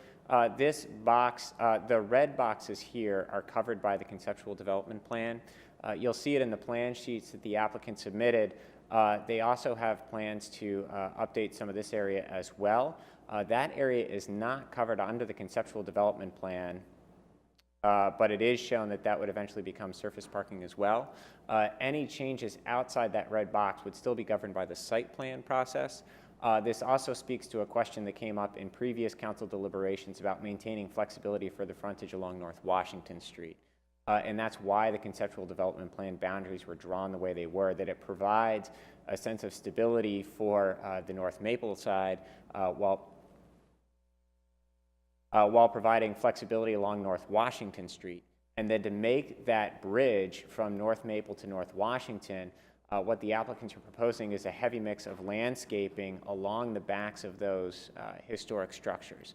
The experience today when folks walk along North Maple Avenue is looking through those properties all the way to the truck traffic on North Washington Street. So If approved, this application would provide for landscaping that would not only screen the surface parking that the church is proposing, but also the view of North Washington Street that is already there today.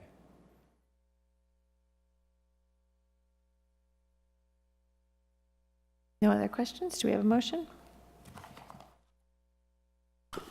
Madam Vice Mayor, I move to grant first reading for TO 17-01, refer to the Historical Commission and Historic Architectural Review Board for comments, and to the Planning Commission for comments and recommendation, schedule a public hearing and second reading on August 14th, 2017, and advertise the same according to law.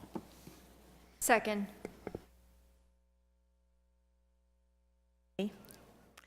Ms. Conley? Oh, wait. Oh, does anyone in the public wish to comment on this? Okay, seeing none. Anybody up here wish to comment? All right. Ms. Conley? Yes. Mr. Duncan? Yes. Ms. Hardy? Yes. Ms. Oliver? Yes. Motion carries 4-0, 1 absent, 2 recused. Thank you. And would we like to ask staff to then do the resolution on the future land use map? Do we need to have a vote on that? I think that the expectation is that the Planning Commission will make that recommendation to you, and so it will come to you from them when it comes for second reading. So I don't think you'd need to ask staff to do it. Thank you. Thank you.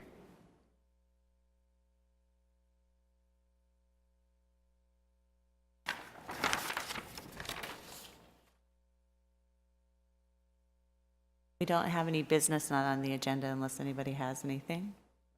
Can we skip the campus update? Oh, do you have a campus update?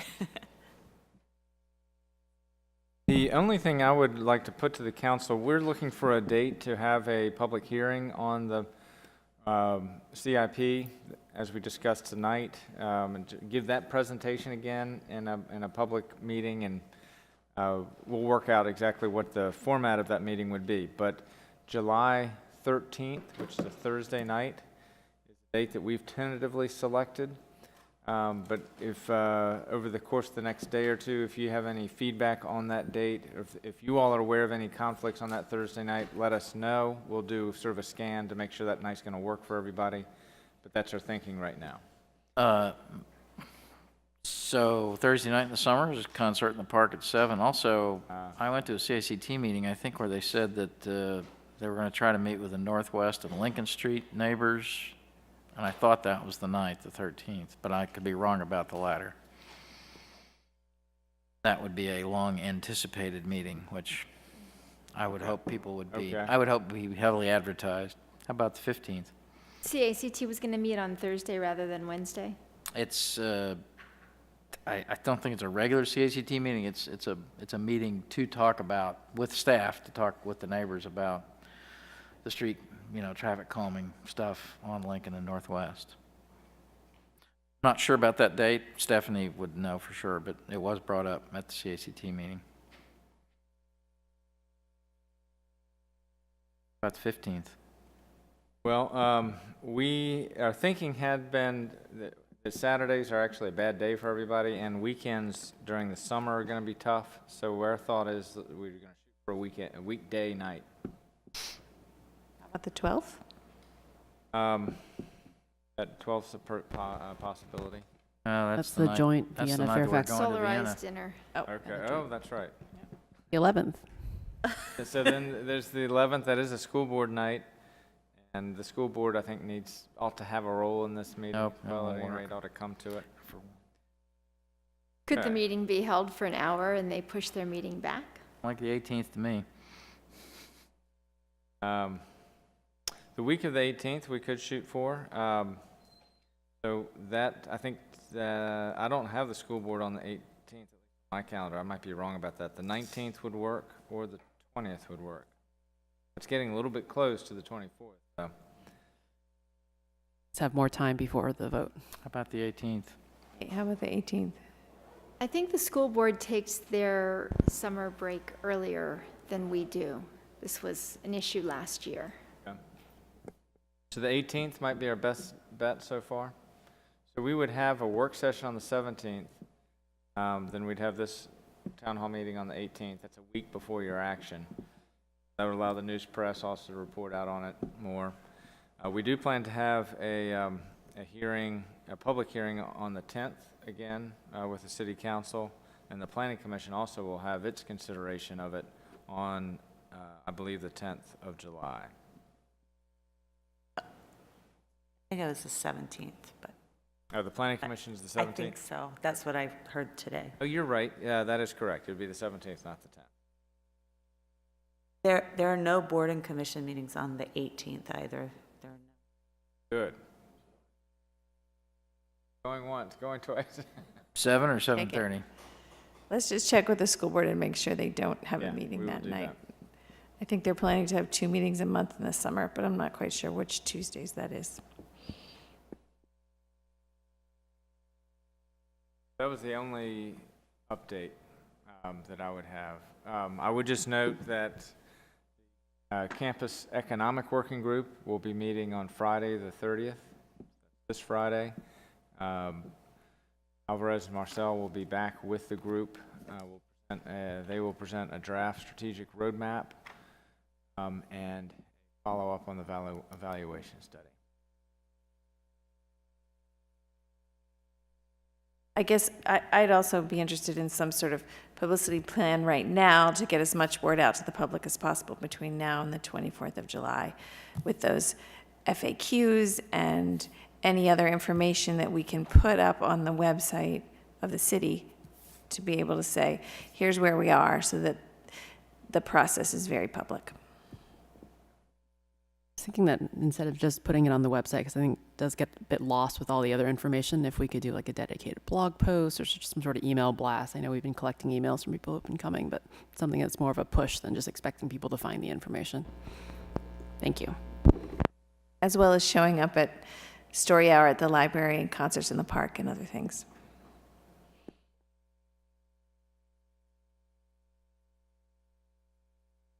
So we have no business on the agenda.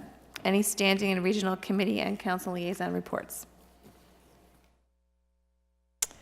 How about council member comments? Ms. Oliver? I just wanted to ask if we could send an email out about Wednesday's mayor meeting, the final decision on timing, please. It won't happen this week because we don't have time to re-advertise for earlier, so it'll be regular time this week. Also just confirming, since we don't have a meeting next week, still having it. I'll take care of that. Anyone else? Okay, how about approval of minutes of previous meetings? We don't have any of them. No closed session. Anyone like to adjourn? Move to adjourn. Second. Aye. Aye. All right. Thank you, council.